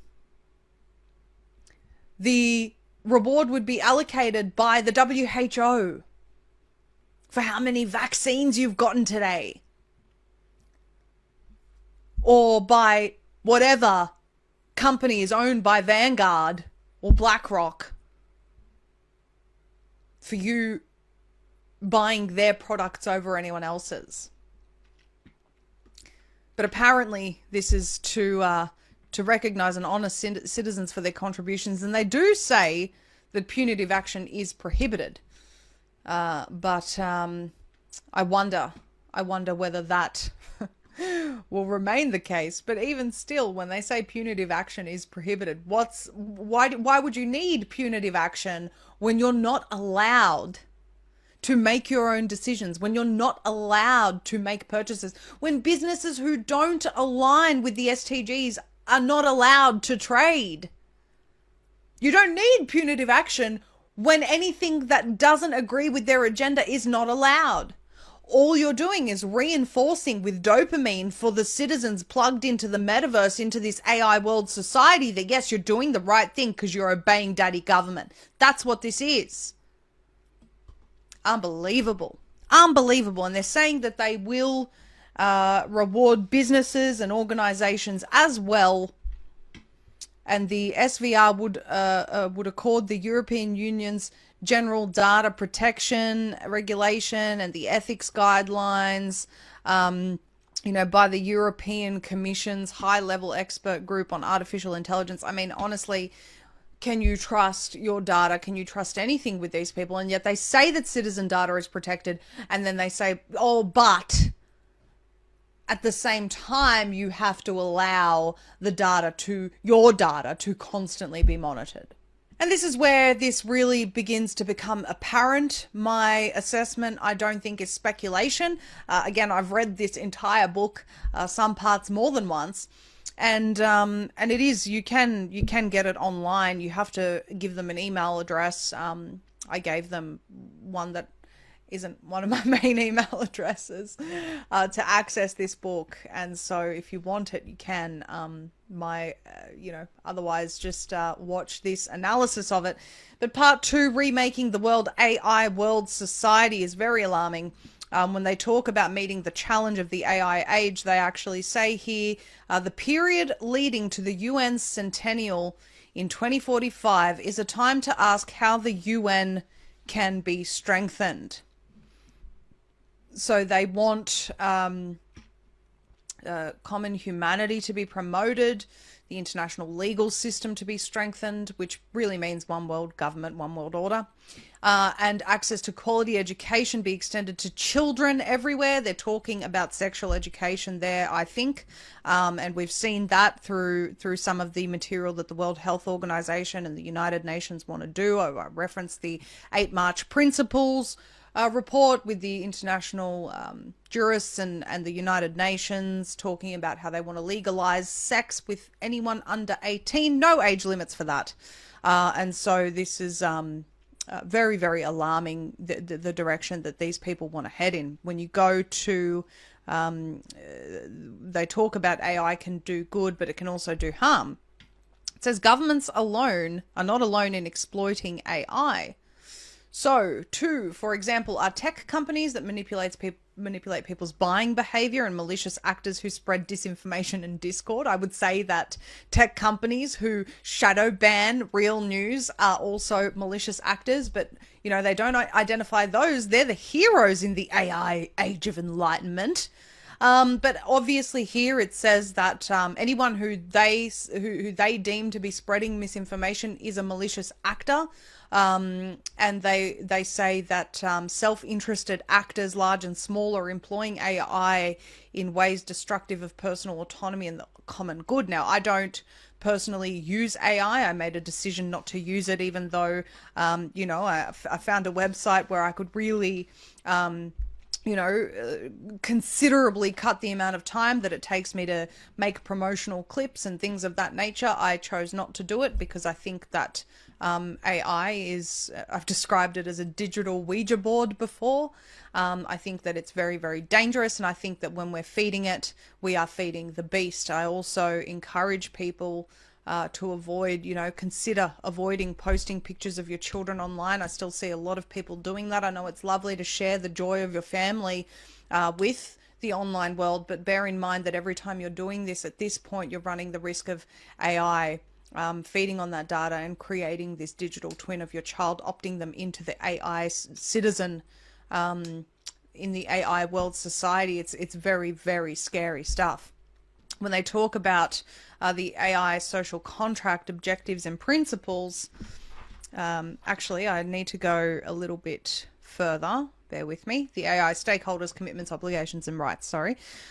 They say that individuals have a right to privacy in the digital realm, including freedom from government surveillance and from intrusion by firms and other outside parties. But it says access to and control over personal data is also protected from unwarranted action by government or firms. A secure digital identity is part of this protection. So a government-issued digital identity is going to protect you, along with blockchain and government having access to all your data and you being willing to give it to them. That's somehow going to protect you from government intrusion. You'd have to be honestly daft or missing a few brain cells to believe that at this point. And it says a freedom of expression on the internet is also guaranteed to individuals. However, freedom of access to public affairs information on the internet, but a free expression is a means for an end, a way for citizens to influence government, so on and so forth. Okay. But rights entail responsibilities. Individuals are prohibited from engaging in socially disrupted behaviors such as hacking, engaging in hate speech, the dissemination of disinformation.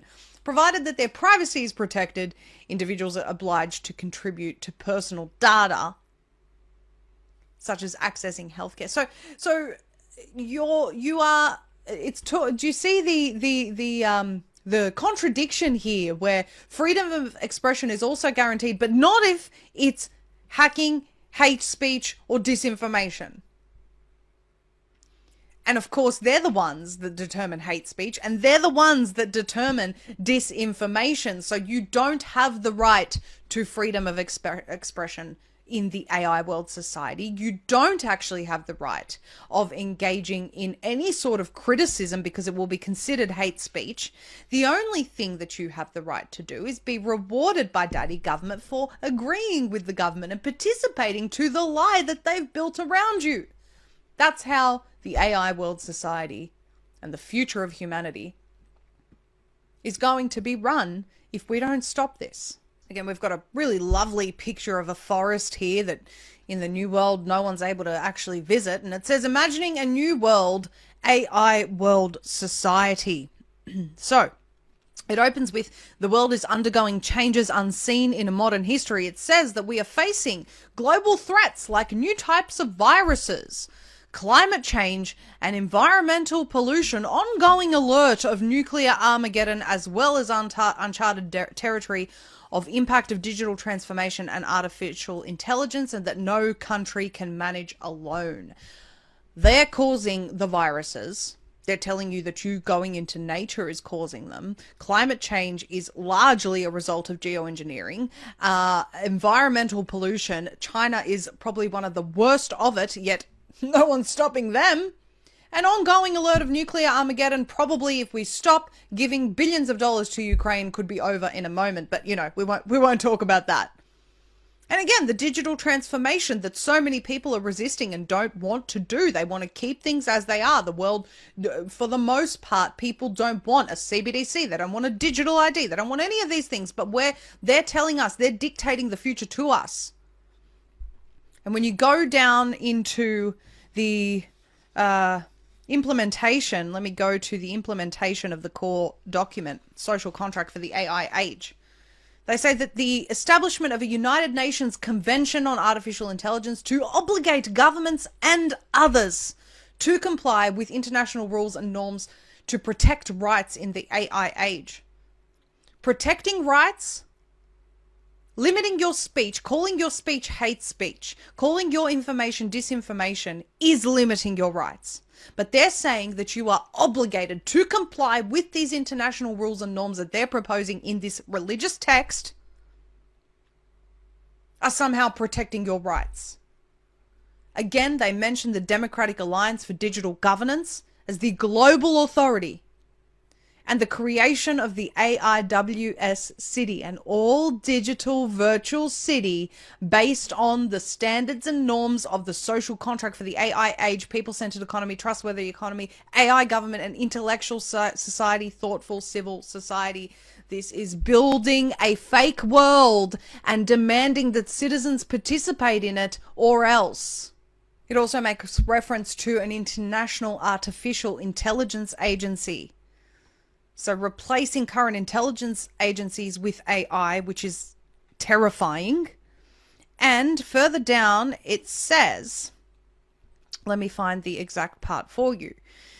He basically goes on to say, give a bit of history about different stages the world has been through in its development. And anyway, he says, in this context, I see SDGs in general and concepts like social contract for the AI age, the people-centered economy, trust, so on and so forth, in particular as transformative tools and means for creating a complex elements and goals of great mosaic, reflecting the different perspectives of our prosperous and shared future. Meaning, SDGs, social contract, what they call a people-centered economy, which is, again, an economy that runs by the rules of the SDGs.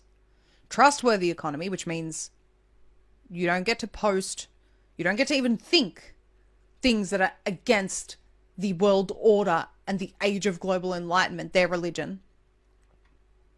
This is what this language decoded alludes to. All right, we've got a little bit more to get through before we conclude today's installment of this expose, AI in the next century of the United Nations.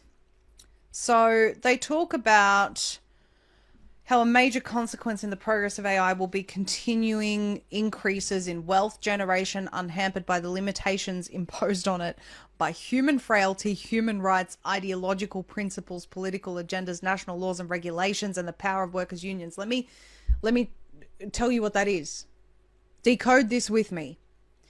A major stumbling block, something that is stopping the progress of AI, their God, is increases in wealth generation, meaning they don't want increases in wealth generation that are hampered by human rights or ideological principles or any political agendas. They don't want those, especially if they're right-wing.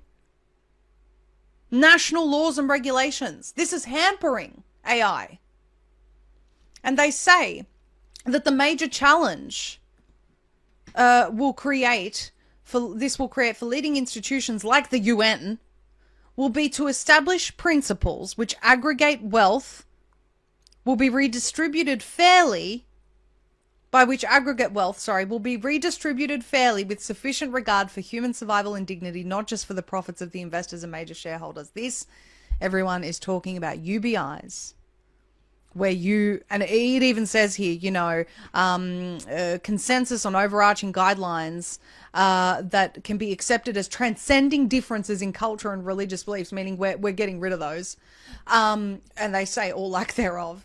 And so they're talking about UBIs giving everything to everyone freely, fairly, as long as they are participating in the AI world society, which is you are contributing to a fake world and you're being rewarded with a UBI for it. And they go on to say, considering that even now only 1% of the world's population holds up to 80 to 90% of the world's wealth concentrated in their hands, one shudders to think about a brave new world in which, thanks to AI, a small handful of individuals would wind up holding more power than the nation states, supernatural organizations like the EU, and international organizations like the US. Add to this the increasing concentration of the media in ever fewer hands, and the scene will be ripe for an automated world dominated by robots and AI applications, while humans as unemployed worker ants are kept under control by brainwashing and sophisticated manipulation of information. Isn't that just ironic? Because the very world that they're describing is just that. And yet they've included it in there. And it's really interesting because that Mark Rottenberg that I referenced previously in one of the Zooms that I watched, someone was talking about pre-crimes and he said, oh yes, so like Minority Report will be, and he made a very strange comment. I don't want to misquote him, but he said, we'll be sure to hide that in one of the footnotes somewhere. And I thought, isn't that a strange comment to make? And just the irony of this, they're saying, you know, this is what could happen. And yet they're going ahead with it anyway. And of course, that's plausible deniability, isn't it? Oh, well, we warned that this was a possibility and, you know, we thought about it. We did everything we could to mitigate it and yet here we are. They go on to talk about AI risks and opportunities here, and they literally say that one of the issues that will only grow in importance in the coming decades is AI, and it is in the hands of the UN that the levers of multilateral solutions are in place. Again, this is really declaring that the UN is at the head. We are all accepting that they're in the head. We are opting everyone into this social contract and no one really gets a say. But we've told you you've had a say. We've also told you it could turn into a really, really bad dystopian Brave New World nightmare. And if it all goes belly up, so be it. Really, really sickening. Our digital future, from the internet to the interledger. I recently was on InfoWars with attorney Tom Renz talking about the digital ledger that was being created. And this really does sort of confirm our suspicions. So they're saying that we are seeing that there is a convergence from separate digital systems and each nation to a unified all-purpose digital ledgers that handle finance, commerce, capital and tax transactions across the globe. These new ledgers are also a natural home for an extension of CBDC and are being promoted by trade countries such as these as a safer way to conduct business. Now, the combination of many different types of transactions on government-sponsored platforms allows greater security, apparently, and real-time auditing for fraud detection and instabilities. Of course, that's the reason, because your currency is now going to be safer because we can in real time make sure that you're not being subjected to fraud. That is the excuse for this. It also raises questions around governance and control. Really? And so they say because of that, we need to achieve international consensus on standards and principles of governance, and this is critical for the UN to address. They also say that we need a digital Bretton Woods, which was a monetary order established by the Allied nations after World War II, which governed exchange rates and the international financial system. That's where we saw the sort of establishment and cooperation with the IMF and the World Bank. And so they're calling for a digital Bretton Woods accord to establish the rules of international digital interaction. He says that by 2030, his hope is that the UN development goals will incorporate universal deployment of such rules, and that by 2045 the digital world will have a safe, inclusive, accountable and balanced ecology of data and AI for everything from trade, financial to medical services and government. Meaning your currency in this digital world will be intricately linked to your behavior, your medical services and compliance with that, your compliance with government, and so on. When they talk about the evolution of internet from a communication to a transaction medium, they say that the impact of transaction from separate and competing rails for different types of transactions to a unified digital platform is difficult to overstate. It offers the possibility of AI-driven continuous audit of a type much deeper and more complete than current audits. Of course, the reason is because it increases fraud detection abilities and it lowers the costs. I don't know what costs are associated with current systems, but AI will eliminate those costs for these guys. And they go on here to say that with the insight that the internet is evolving to the interledger, we can put the emergence of technologies like blockchain and AI in context. Where they go on to talk about the interledger, they talk about national trust chains, which is a contrast of trust agreements and blockchains. They say that these are all new all-inclusive distributed ledger platforms for smart cities, commerce, government, and finance that are being deployed by governments and national champions within countries such as China, the national champions of social credit systems, China. So that's what it is, trust chains. Trust chain means you are not trusted unless you comply, and then you're part of the trust chain, which just so happens to monitor you because you're not trusted. That's what that means.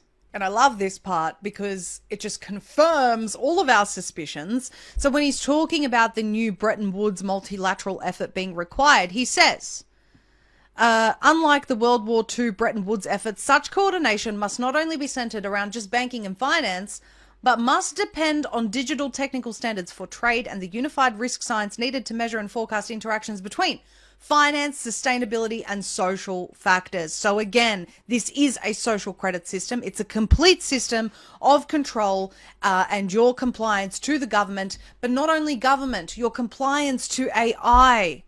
This is the point. It's not just complying with government anymore. It's complying with a fake AI god that's telling you how to run society.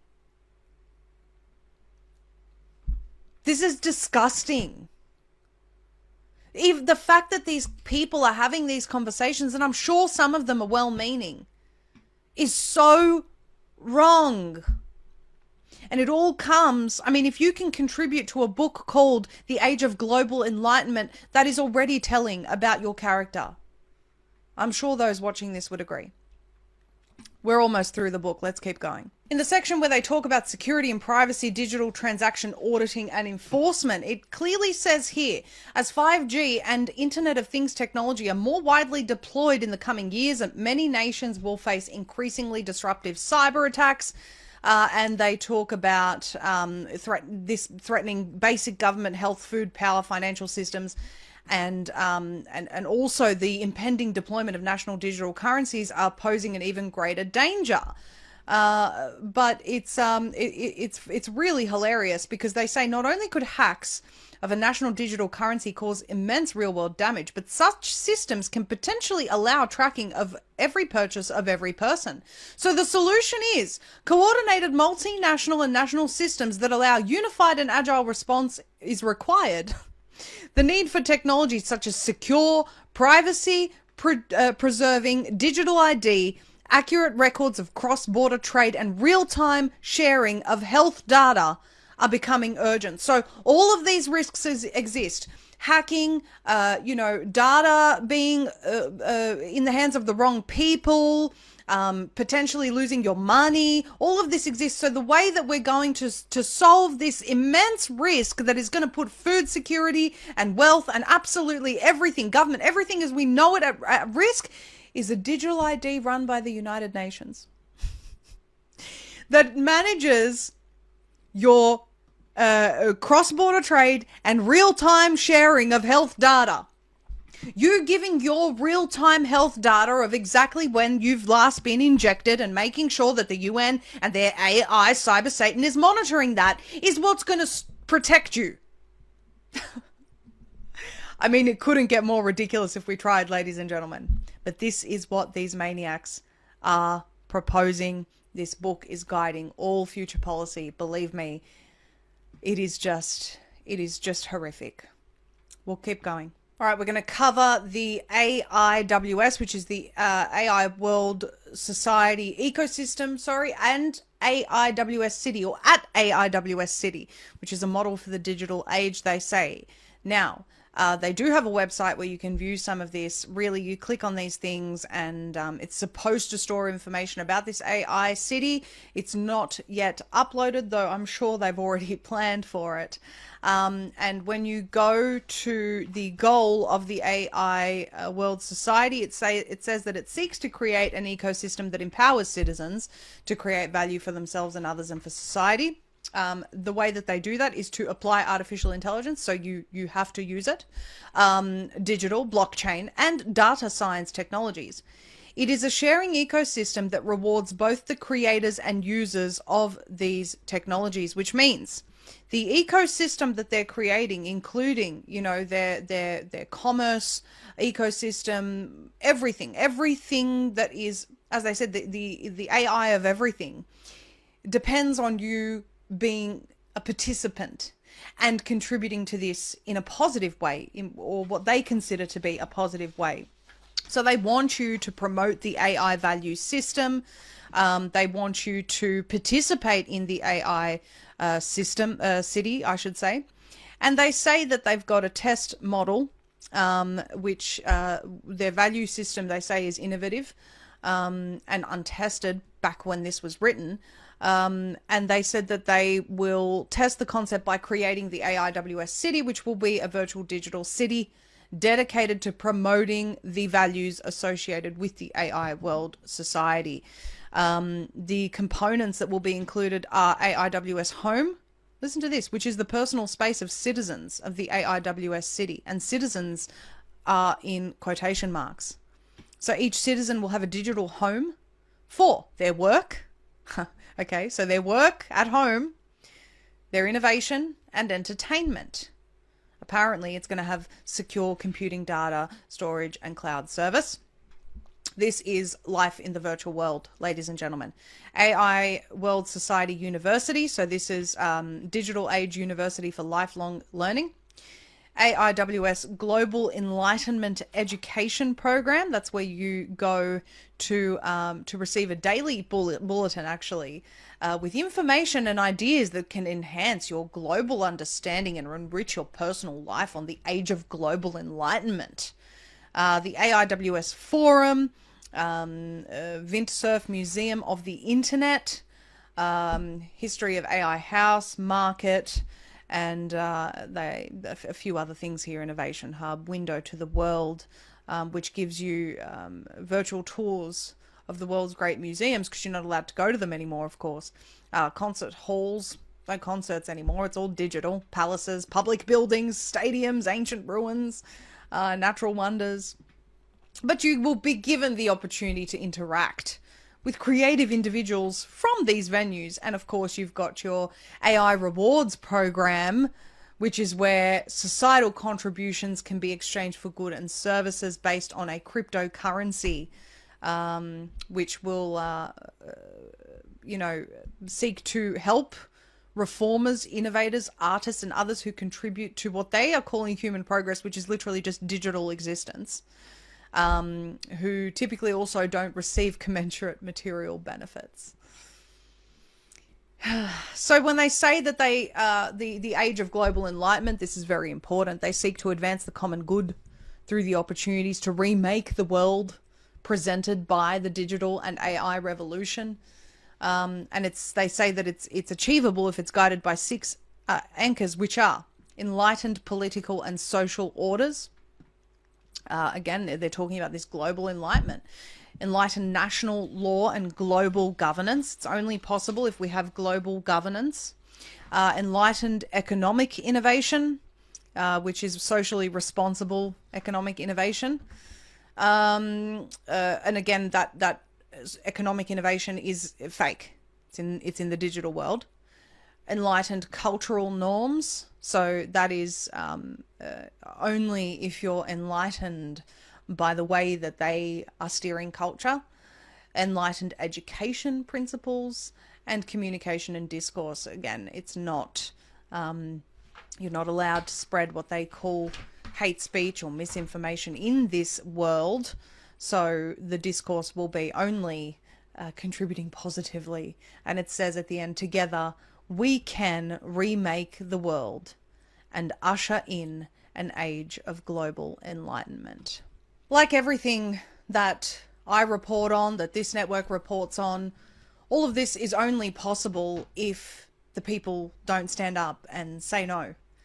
And if they realize they're being opted in to a new social contract where they are referred to as objects and the property of the United Nations and expected to either promote, not even just comply, promote this merge of humans and AI, or else. If people realize that that's the vision, and they understand not just that that's the vision, but how sinister that vision is, we can put a stop to it. I have said for the longest time, we need to exit the United Nations. And then if they want to run their dystopian future on their own, let them. If none of us are paying attention to this organization, they won't succeed.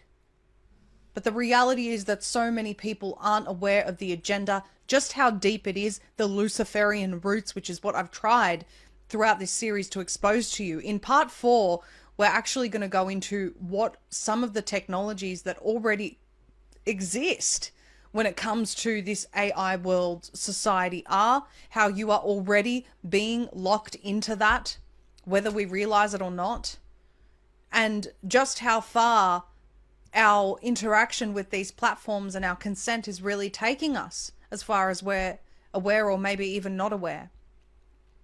So part 4 is coming out later this week. I'm asking everyone to share this. This is one of the most challenging reports I've had to do. I've done series of this nature before and I've done exposés in the past, but this one has really disturbed me. It's disturbed me because the future that they're describing is one that, you know, I envision ghettos in these smart cities where you're not allowed to do anything or think anything. And, you know, the only way that you can have any type of real interaction or meaning, or the way that people will do that, is by plugging into this metaverse that is run by this cyber Satan AI. And it's horrible. That's not a way to live. And so when I introduced part 1, I said, more and more I'm becoming convinced that the way that we need to move forward is without their systems, operating outside of their systems, operating outside of their food systems, their monetary system, whatever we can do to support the parallel economy that is going to function outside of these maniacs. That is the only way forward if we want any quality of life. So when I promote certain businesses that we partner with, it's because of that as well. When I say, let's support farmers as much as we possibly can, it's because of that as well. When I say to people, you know, I know that this information is crucial and we all need to understand it. And it's kind of a catch-22 situation where if you don't watch this, you don't know what's coming. But if we are using social media and the internet for any other reason than to just be informed and make a decision about our future, if we're trapped by this system, it may already be too late. So when I say to people, take a break, and I need to do that more myself.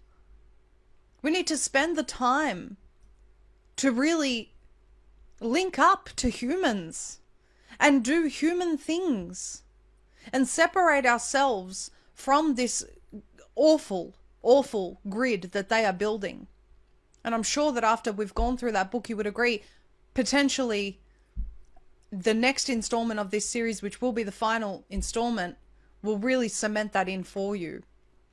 I can say that the technologies that are in existence are mind-blowing and not in a good way. So again, please share this everywhere and support the businesses that support us to get this information out to you as humanity races towards preserving what it is to be human. Exposing the WHO, exposing the shots, exposing the United Nations is key. If we can get exited out of these organizations with the information that I'm bringing you today, this is going to be the key. And we can rebuild a better humanity. Head to Survival Supplies Australia, a Z Media partner, today to prepare you and your household. They have the most comprehensive range in the country for all of your survival needs, including long life food, emergency 20-year life water, alternative power sources, and so much more. Head to the link in the description below to let them know you've come from Z Media. Welcome everyone to Uncensored. I'm your host Maria Z, and this is the fourth and final installment of our series on UN 100, Agenda 2045, and what can only be described as the AI apocalypse. I want to say that this will not be the final time we talk about this. As we all learn more about this crazy, insane vision of the future, the merge with humans and AI, we will continue to report on it, obviously. But what I want to do right now is just recap what we've covered so far. So in part one, we introduced some of the concepts that have been presented to us as the way of the future, if you will, painting a very progressive and idealistic version of the future that wouldn't be so terrifying if those at the helm making the decisions weren't so terrifying, and if their goals weren't to turn us into, cyborgs that are surveilled 24/7 and merged with AI for the rest of our lives. That's the simplified version. In parts 2 and 3, we explored a new book covering what they call the Age of Global Enlightenment, showing how they plan to enter all people into a new social contract that they don't have a say or a choice in, referring to people as objects in this new digital fake world they're building. And also, this is known as the AI World Society, complete with AI digital citizens and an AI city and so on and so forth. I decoded their language to the best of my ability, given the limited understanding that all of us, or most regular people, would have about what it is that they're actually doing here, which is building the beast system of the end of days using technology. Today we're going to look at some of the technology that already exists that makes their vision possible. And now many of these resources were sent to us in Telegram by a well-researched subscriber who goes by the account nonvaxxer420 on Rumble. Some great information on that account. But what I'm going to attempt to do is, in light of the information that I have on the goals of UN 100, Boston Global Forum, and other actors, and what I believe their goals to be, is explain some of this technology based on my understanding to the viewers. The first organization I need to make people aware about is IEEE, Advancing Technology for Humanity. They say that IEEE and its members inspire a global community through highly cited publications, conferences, technology standards, and professional and educational activities. When they refer to technology standards, which we will have a look at some of those today, you can think of it almost like, if I can give you a comparison that's easy to understand, ISO standards in corporate for quality and things of this nature. When you go to their mission and vision, it says that their core purpose is to foster technological innovation and excellence for the benefit of humanity. And their vision statement is that IEEE will be essential to the global technical community and to technical professionals everywhere, and be universally recognized for the contributions of technology and of technical professionals in improving global conditions. Now, I do have a copy of their strategic plan here. It's very simple. It's just one page. Again, the mission and vision are there, their core values.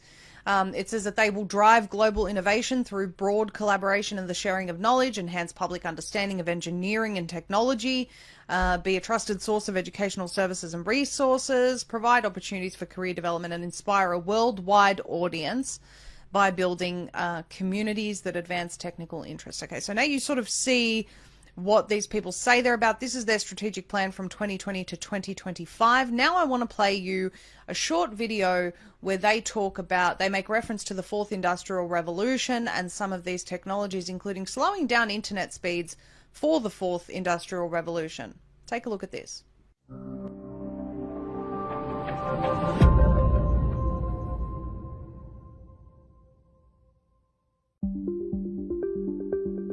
So the 802.11 standard is continually evolving and expanding. to support even higher throughput capabilities, low latency latency enhanced broadcast capabilities, vehicle-to-vehicle capabilities, enhanced positioning and location capabilities. We have work underway looking at sensing applications. Basically, the Wi-Fi and 802.11 journey continues. Fundamentally, again, we're putting the power and the ability to access wireless and unlicensed spectrum in the hands of inventors. And invention, creativity, innovation, these attributes are global. And wireless and Wi-Fi enables people to take those essential building blocks and innovate and create. It's all about whatever the market needs. It may be something lower speed, it might be something with more power, it might be something going further, it might be going over a different media, it might be going faster. Ethernet is constantly expanding, so I don't ever want to say, well, Ethernet won't do that. There was a long time ago where I think Ethernet was more restrained in terms of what it went, but Ethernet's success has watched it go everywhere into new markets on a continuous basis, and I think that is the future of Ethernet, one of constant evolution. So within 802, there are all kinds of new technologies that we are striving forward with. The simple ones, if you will, is simply faster speeds of Ethernet 802.3 or Wi-Fi 802.11. But interestingly, also new is slower speeds. And these slower speeds are tied to the very popular, at least these days, the fourth industrial revolution, which is another way to call Internet of Things or machine to machine. Lots of activity in this space and lots of interest as we see a lot of consumers looking for wearables, looking for cars that are always connected, industries looking for robots for factories that are always connected. So we see a lot of activity in this space.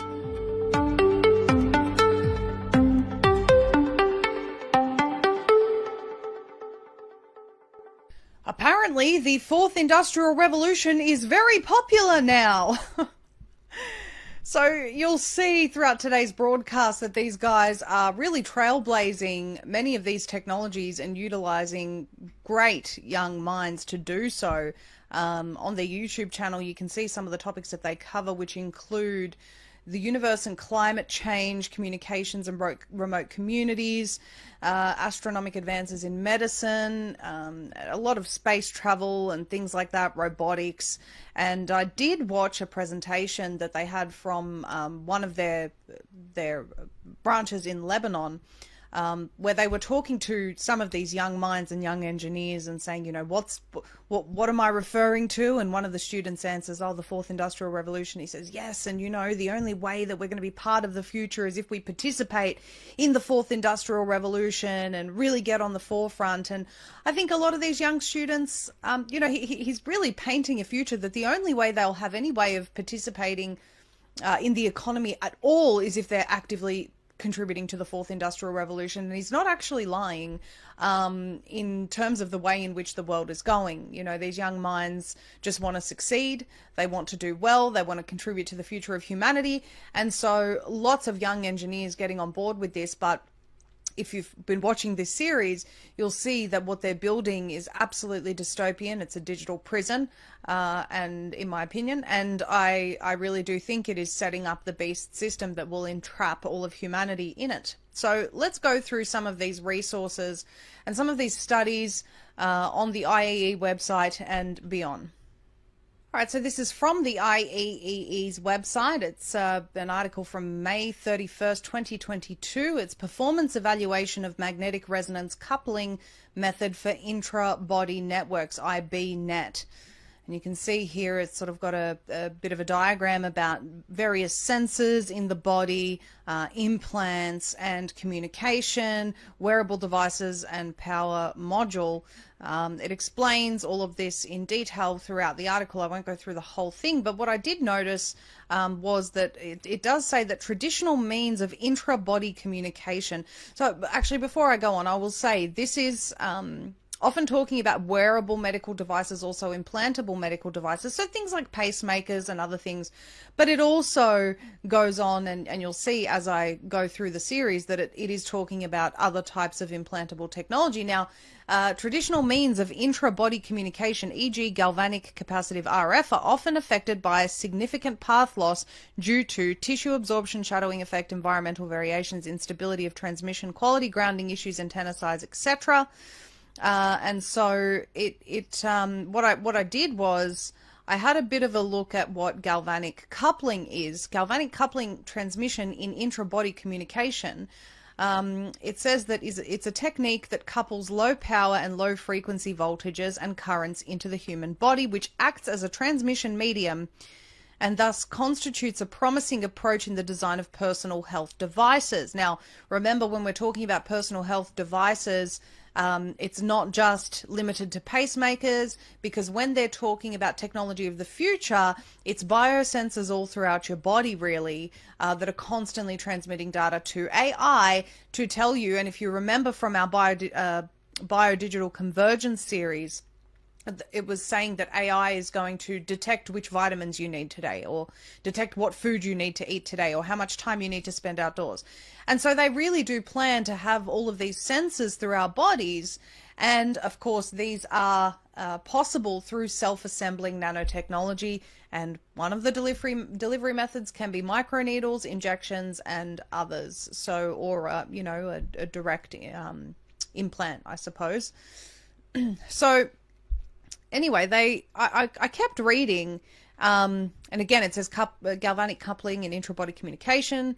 It says here low power, low frequency voltages. So what I thought was interesting was the need for low frequency transmissions, the need to slow down the internet, as he talked about. And so I wonder whether these are connected. I can't say for certain that they are, but then I noticed as I was reading that there was a problem, at least, about galvanic corrosion.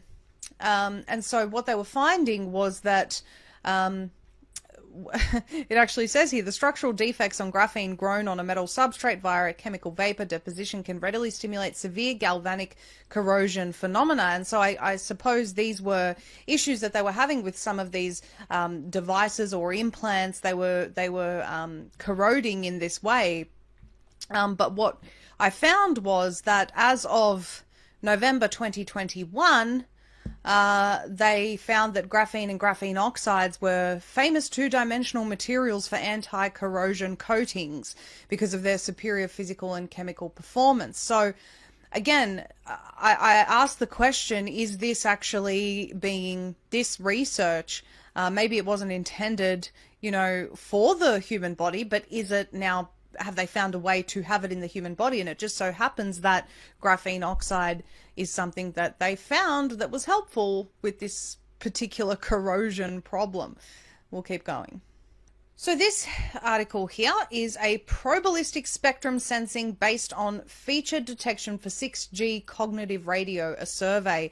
And so they go on to talk about increased efforts being made around 6G and really beyond, so that it can be incorporated with the novel technologies to deliver what they say is uninterrupted and satisfactory service for any application in every location on the ground, underwater, in the air, or in space. They make reference to this technology, cognitive radio, which is in the bands below 6 gigahertz. And if you go to this picture that they've put here, they actually call it a framework for human-centric, cognition-based wireless access. I'm sure I don't need to describe to everyone what they mean by that, but just reading the words human-centric, cognition-based wireless access. So your cognition, human being, cognition, wireless access. This is another publication on Hindawi.com, And it says 6th generation 6G cognitive radio network, CRN, application requirements, security issues, and key challenges. Again, not to read this word for word, but I do want to take you down to this part where they have an overview of the 6G CRN network communication. And if I take you to that picture, you have the brain control interface and AI merged. The 5 human sensors are going back and forth between that: virtual reality, smart homes, autonomous cars, smart cities, smart hospitals, so on and so forth. And if I go back to the previous page, it talks about extended reality. So reality extended, and they say that it is extended reality facilities containing mixed reality, augmented reality, and virtual reality, which are key features of the 6G CR network communication systems. So they say that, AI is the basic element of such features, and they're providing perceptual needs of cognition, human sense, computing, physiology, and storage. It's really, it really paints the picture now from a technological perspective of how they are envisioning this age of global enlightenment and this digital world. And they say here that the computer technology uses authorized headsets to generate realistic feelings and imitate actual surroundings and create the unreal world. VR surroundings engage in 5 human senses. And then in the end, MR, AR, and VR generate a new atmosphere and visualization to attract in the actual period. They call this hybrid reality. And so they say that the key characteristics are fundamental and artificial world contents can reply to each other in real time. XR is a combination of natural and virtual surroundings and human-machine communication generated by wearable computer technology, but of course we know that it's going beyond wearable. And so they have here, smart housing societies, that 6G is going to apparently rush life quality improvement and automation and surrounding monitoring with the use of artificial intelligence-based machine-to-machine communication by building what they call intelligent societies.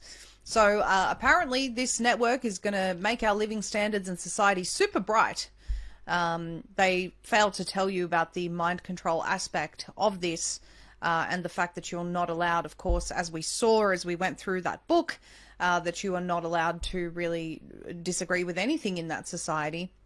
And the information transfer of 5 human senses was a very interesting read as well. So it says to experience the world's surroundings, there are 5 human senses: sight, touch, hearing, smell, and taste. These 5 senses received data will be remote transferred in the 6G CR network communication. The neurological process by sensory integration is used in this process that detects sensation from the environment and the human body and effectively uses the body in the atmosphere and local environments. And they say here that brain-computer interface technology will excellently boost this application. So again, when we go back to their goals of having you in this AI world society, having you in this fake world, they're planning on linking the human senses to this fake world so that real-time transmission can happen.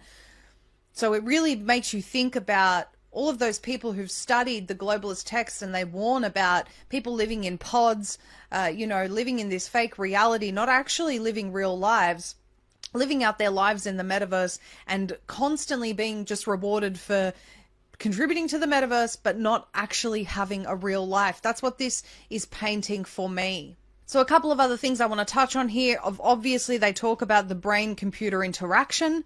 BCI controls daily used appliances in innovative societies. So if you're not doing that, you're not an innovative society.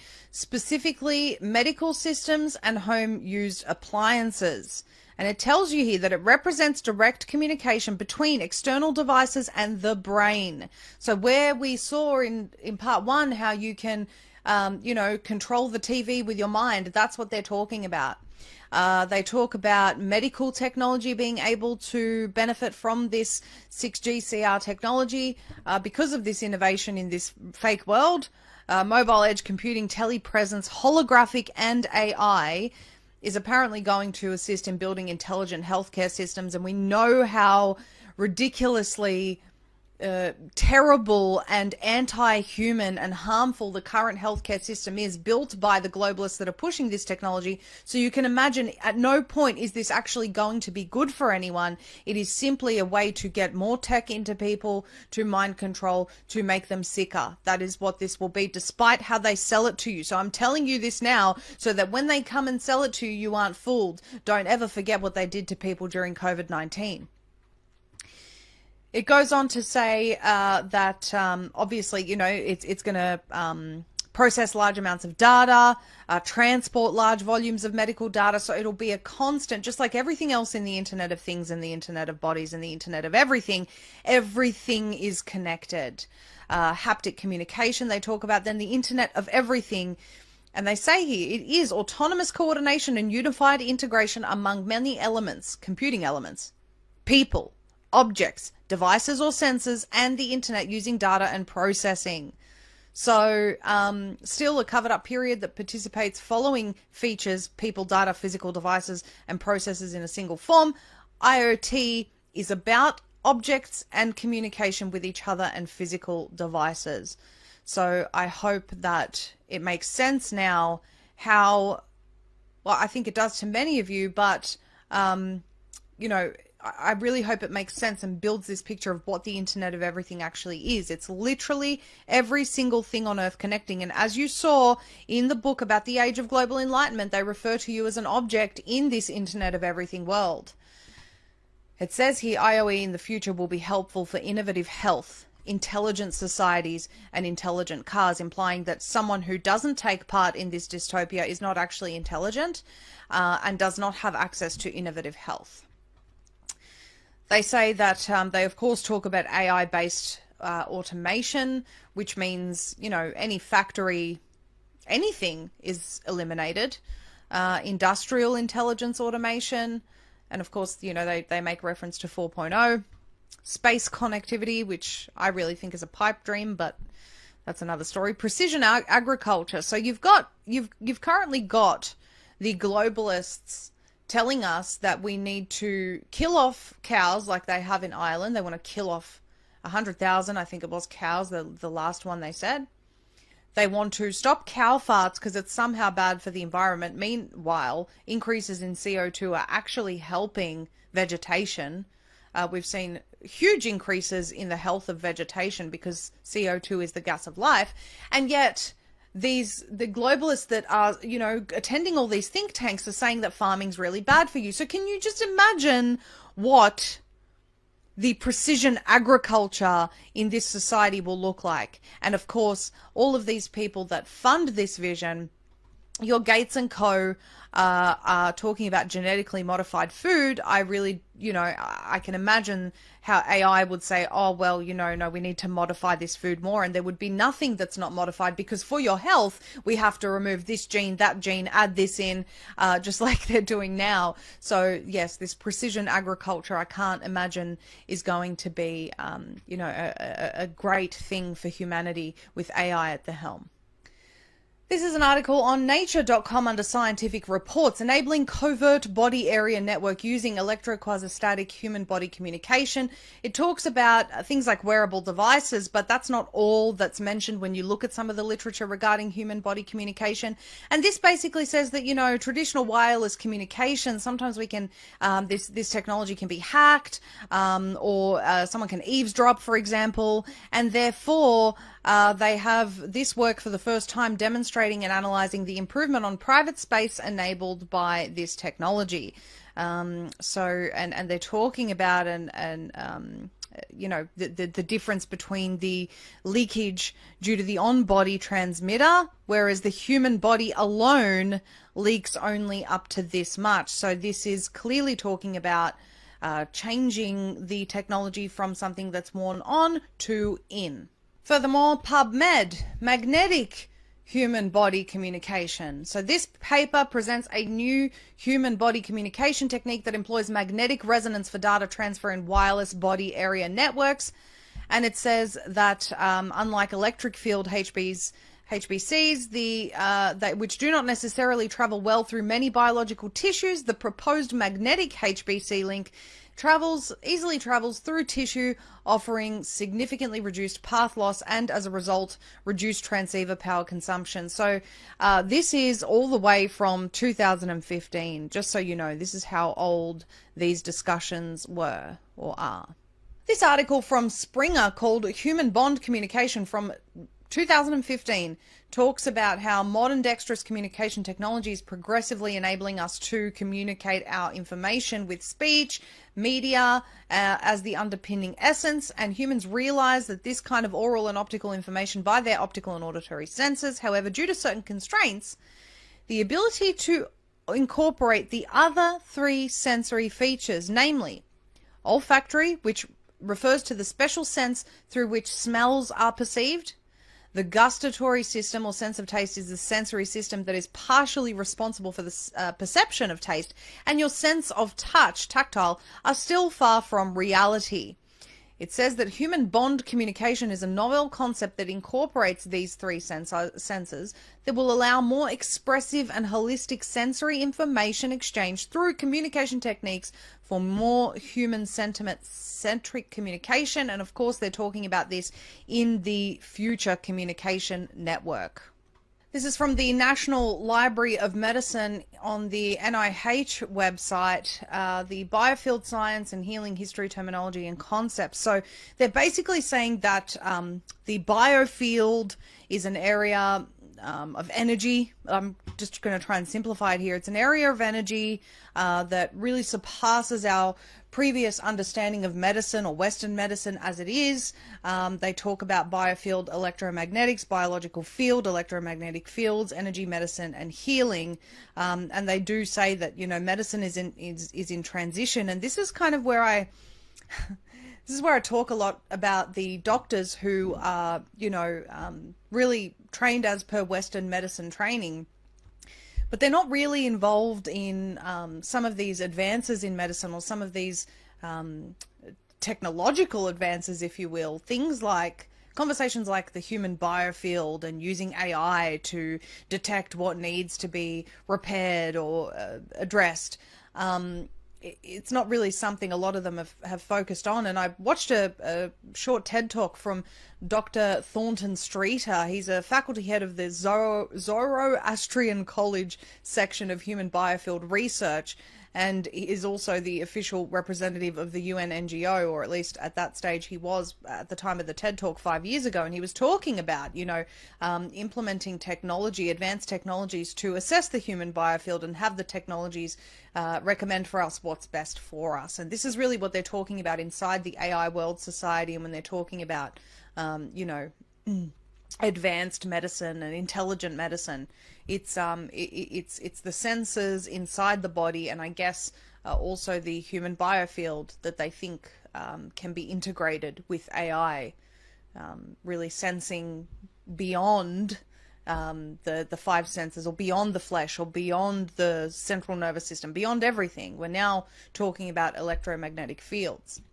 This one is actually on the IEEE website, Effective Thought Forms on the Human Biofields Using Spectral Analysis. This was published, well, they've got it here under the 218 list of articles. And basically, yes, actually, it was at a conference, 28th till the 29th of September 2018. And they talk here about the emerging field of biophotonics and the acceptance now that we've got of the existence of biofield, together with advances made in imaging techniques. In addition, experiments show that thoughts can alter the DNA or biofield of some materials and even human biofields. Very, very interesting that they say that. And what is it exactly that they are going to propose as the solution? I'll just bring that back up so that it's fitting properly on screen.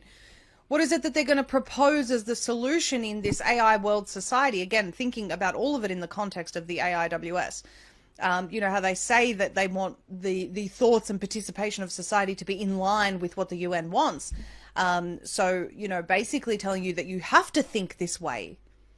You have to think this way because it affects your biofield. that's just one aspect to this particular area of research.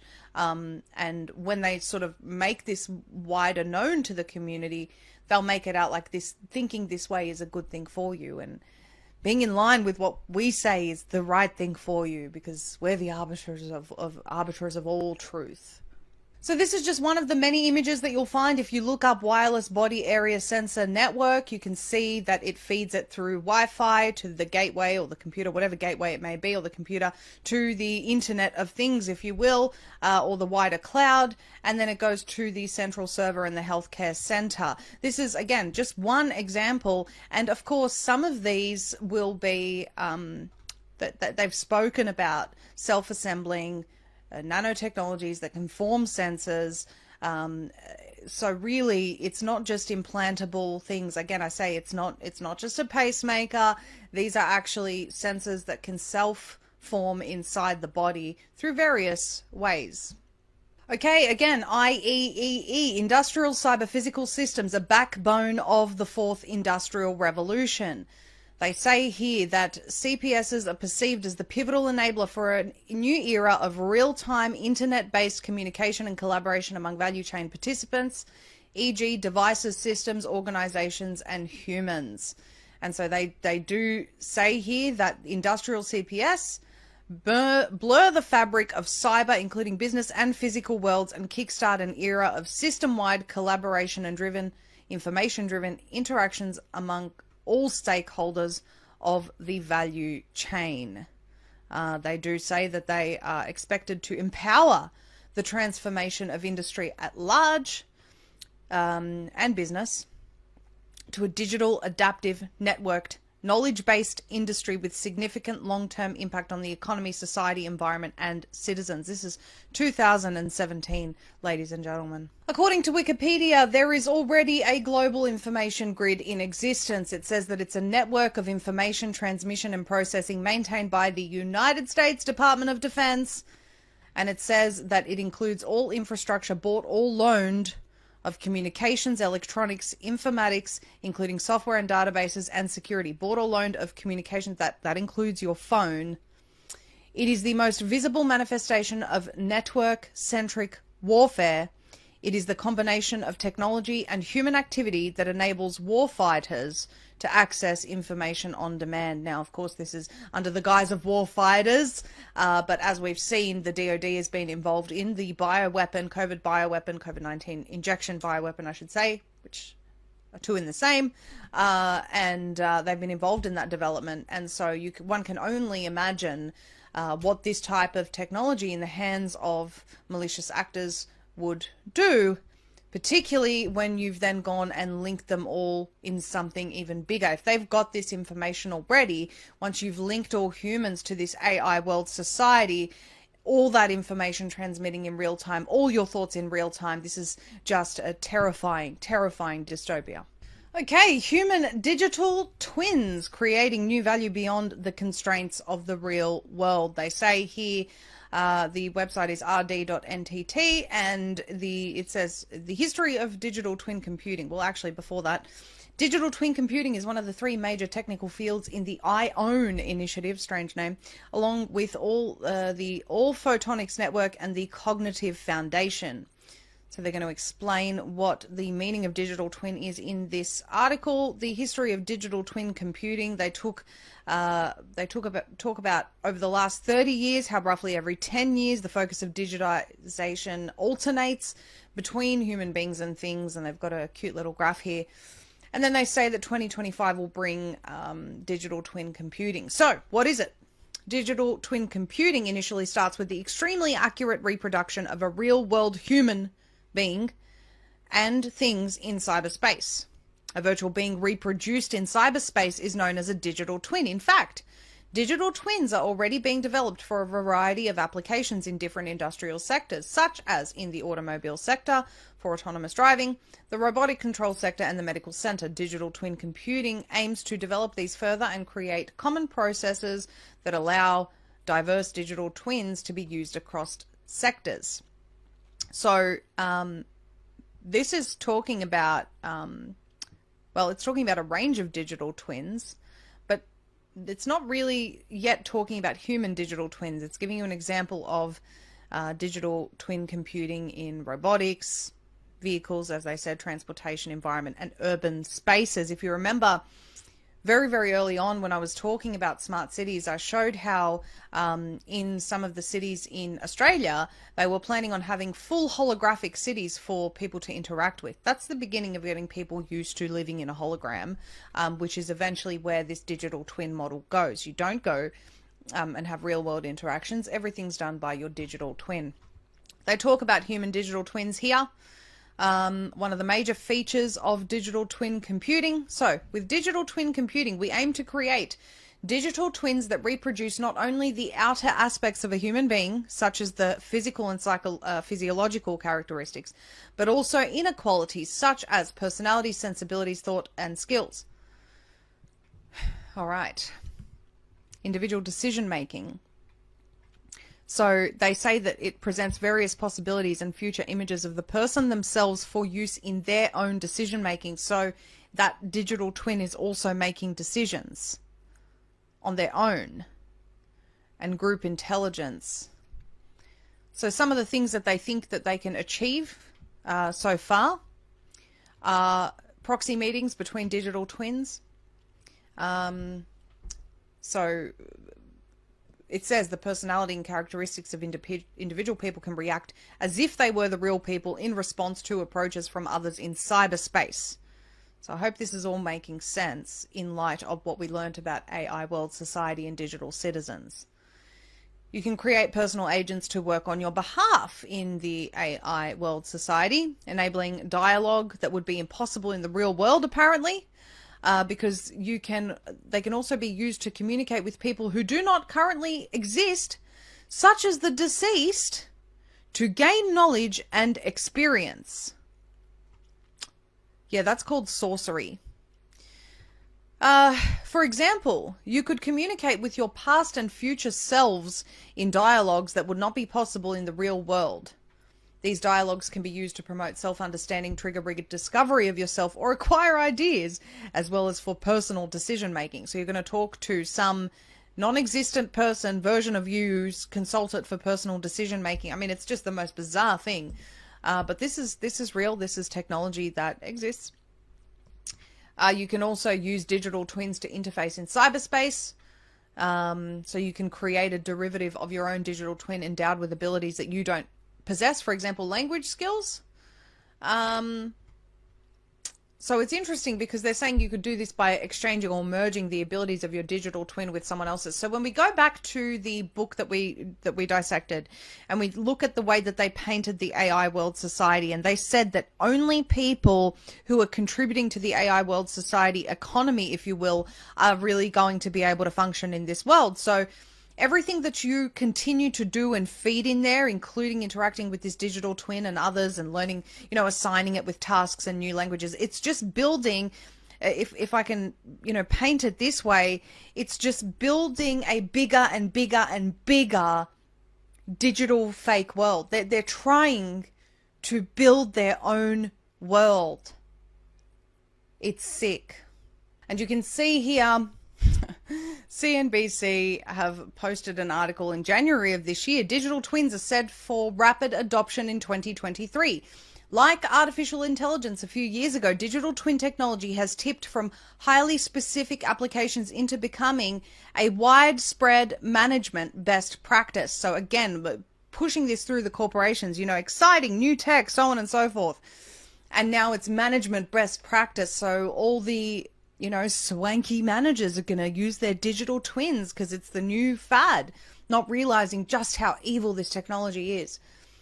Digital twins are replacing historical data-driven models used for business strategy. In life sciences, digital twins are being used to research human organs, enabling new approaches to medical research and care. So you get replaced by this AI world citizen that is a digital twin that is, according to them, making its own decisions as well.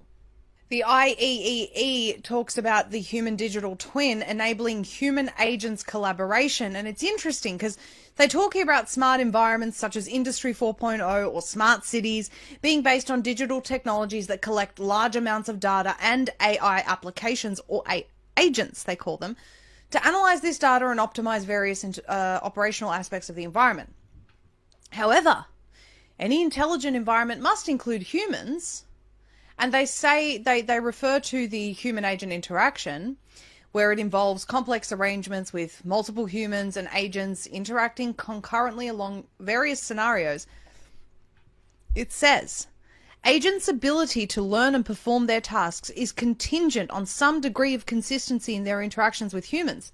A lack of such consistency would jeopardize their learning and performance. It is thus necessary to integrate humans and agents across the entire environment consistently. Now, what that tells me is that this pipe dream that they have, which is very quickly becoming a reality, ladies and gentlemen, depends on human interaction with this technology. They cannot achieve the AI world society. They cannot achieve the AI citizen known as an object. They cannot achieve all of these things that they want unless humans are constantly feeding it. That's why I say it is feeding the beast.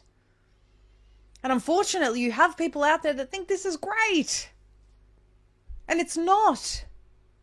If you've been watching this series, you know it's not. We'll keep going. We have a few more things to get through, and then I want to offer my final thoughts. From 2019, NTT proposes the Digital Twin Computing Initiative, a platform to combine high precision digital information reflecting the real world to synthesize diverse virtual worlds, generate novel services, and bring about the society of the future. So they talk about the rapid dynamic transformations of human societies and economies, realize smart societies, everything they're calling, smart cities, smart societies, smart medicine.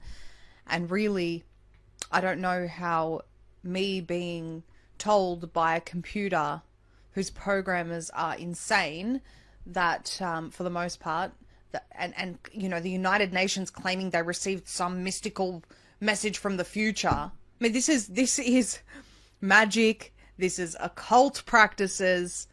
This is not just technology. And this is somehow smarter than the human beings are now. It's insane.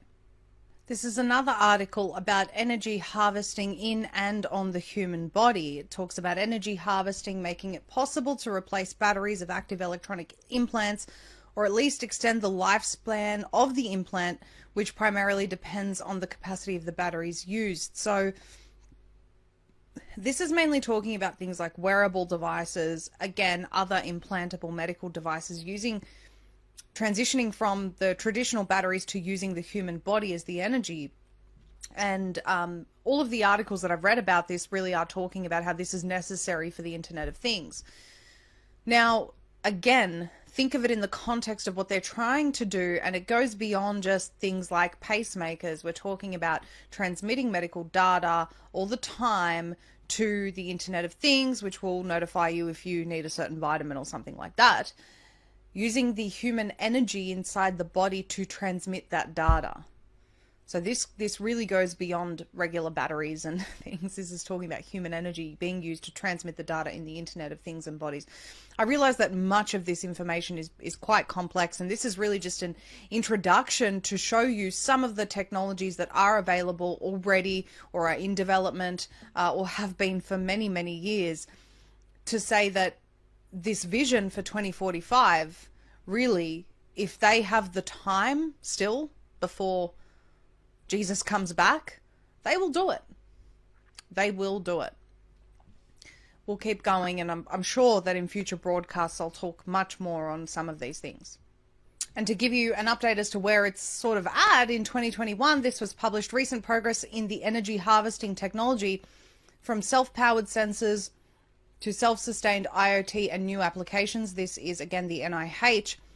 And they talk here about self-powered sensors and self-sustained IoT applications are discussed regarding current strategies for energy harvesting and sensing. Then they talk about subdivided classifications investigating typical and new applications for smart homes, gas sensing, human monitoring, because CO2 is a big thing, robotics, transportation, blue energy, aircraft, and aerospace. And then they talk about the prospects of smart cities in the 5G era, being, talking about all of the research and applications directions that have emerged. I won't go into all of this, but they have here energy harvester as their keyword, self-powered sensor, Internet of Things, triboelectric nanogenerator. And I do want to say here that they do say fast development of energy harvesting technology at the micro, nano, or scale-up energy harvesters have been proposed to allow sensors or Internet of Things applications with self-powered or self-sustained capabilities. So, and again, the key here, human monitoring. Human monitoring is part of why they're doing this. This is one way that they'll sell this as a great thing to people, of course. Assistive technology for harvesting footstep energy in IoT-enabled smart shoe for the visually impaired. So this is definitely going to help people that are visually impaired. This IoT-based innovation is an assistive technology for the visually impaired people, which assists them in navigation and tracking their location by using mobile application. Again, the proposed smart shoe provides obstacle detection, navigation, tracking, location, and harvest energy from the footsteps. Harvests energy from the footsteps. All right, Wikipedia entry on the body area network, also referred to as a wireless body area network or body sensor network, or a medical body area network, is a wireless network of wearable computing devices. Band devices may be embedded inside the body as implants or pills may be surface mounted on the body in a fixed position, or may be accompanying devices which humans can carry in different positions, such as clothes, pockets by hand, or various bags. The concept where they say the rapid growth in physiological sensors, low power integrated circuits, and wireless communication has enabled a new generation of wireless sensor networks now used for purposes such as monitoring traffic, crops, infrastructure, and health. The body area network field is an interdisciplinary area which could allow inexpensive and continuous health monitoring with real-time updates of medical records through the internet. So this is beyond a global health pass. The global health pass that they're proposing really is just the first stage. You know, having something on your phone to say you've been injected to the eyeballs with whatever the WHO is pushing next. This is real-time transmission of that information through sensors inside the body. I know they keep saying, oh, it can be outside the body, but no, their ultimate goal is for it to be inside, transmitting to the Internet of Things, so that at all times, AI Cyber Satan knows how many injections you've had, knows everything else. And of course, it's going to be under the guise of, to better your health, because AI knows what medications you need. This is IEEE 802.15.6 standard, which is the international standard for wireless body area network. It says that it provides an international standard for low power, short range, and extremely reliable wireless communication within the surrounding area of the human body, supporting a vast range of data rates for different applications. Short range wireless communications in the vicinity of or inside a human body, but not limited to humans, are specified in the standard. Then you have, if you search up the Internet of Living Things, let me just adjust this for everyone. It says that the Internet of Living Things is potentially an even more profound extension of ourselves to the world, a network of electronic devices embedded into objects, but now with subcutaneous ingestible devices and embedded sensors that include people and other living things. So I want to finish with this article from Springer, which says Art, Technology, and the Internet of Living Things. This is from Springer Link, as I said, published as of the 16th of May 2023. It says intelligence augmentation was one of the original goals of computing.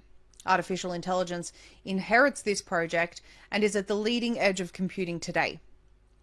Computing can be considered an extension of brain and body, with mathematical prowess and logic fundamental to the infrastructure of computing. So they, talk about all the different ways that we utilize computing right now. It's now commonplace.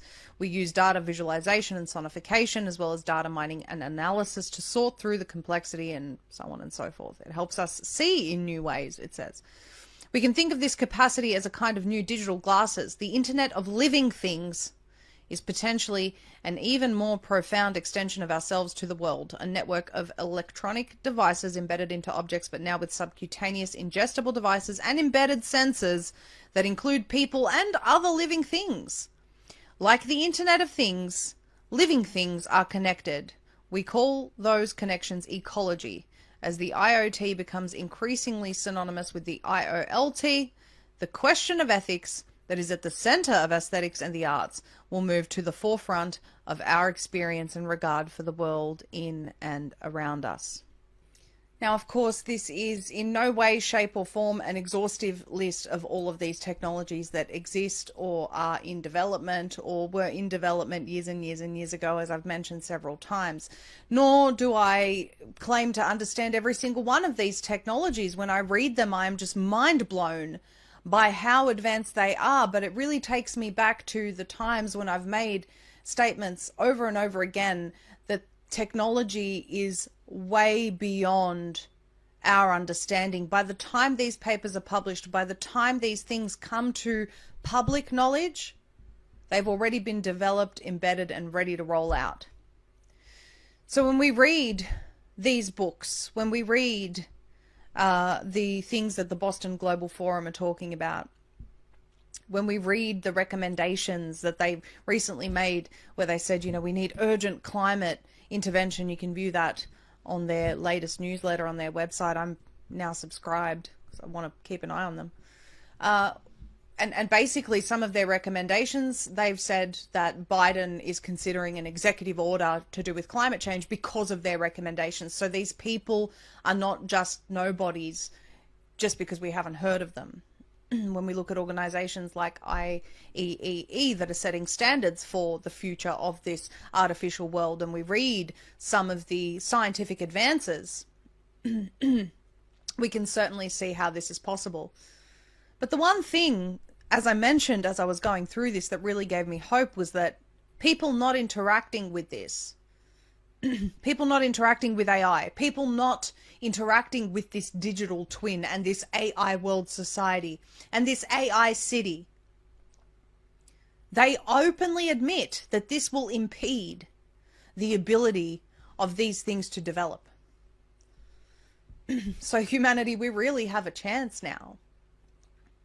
We have a chance to wake up the world as to what the United Nations and co are trying to do.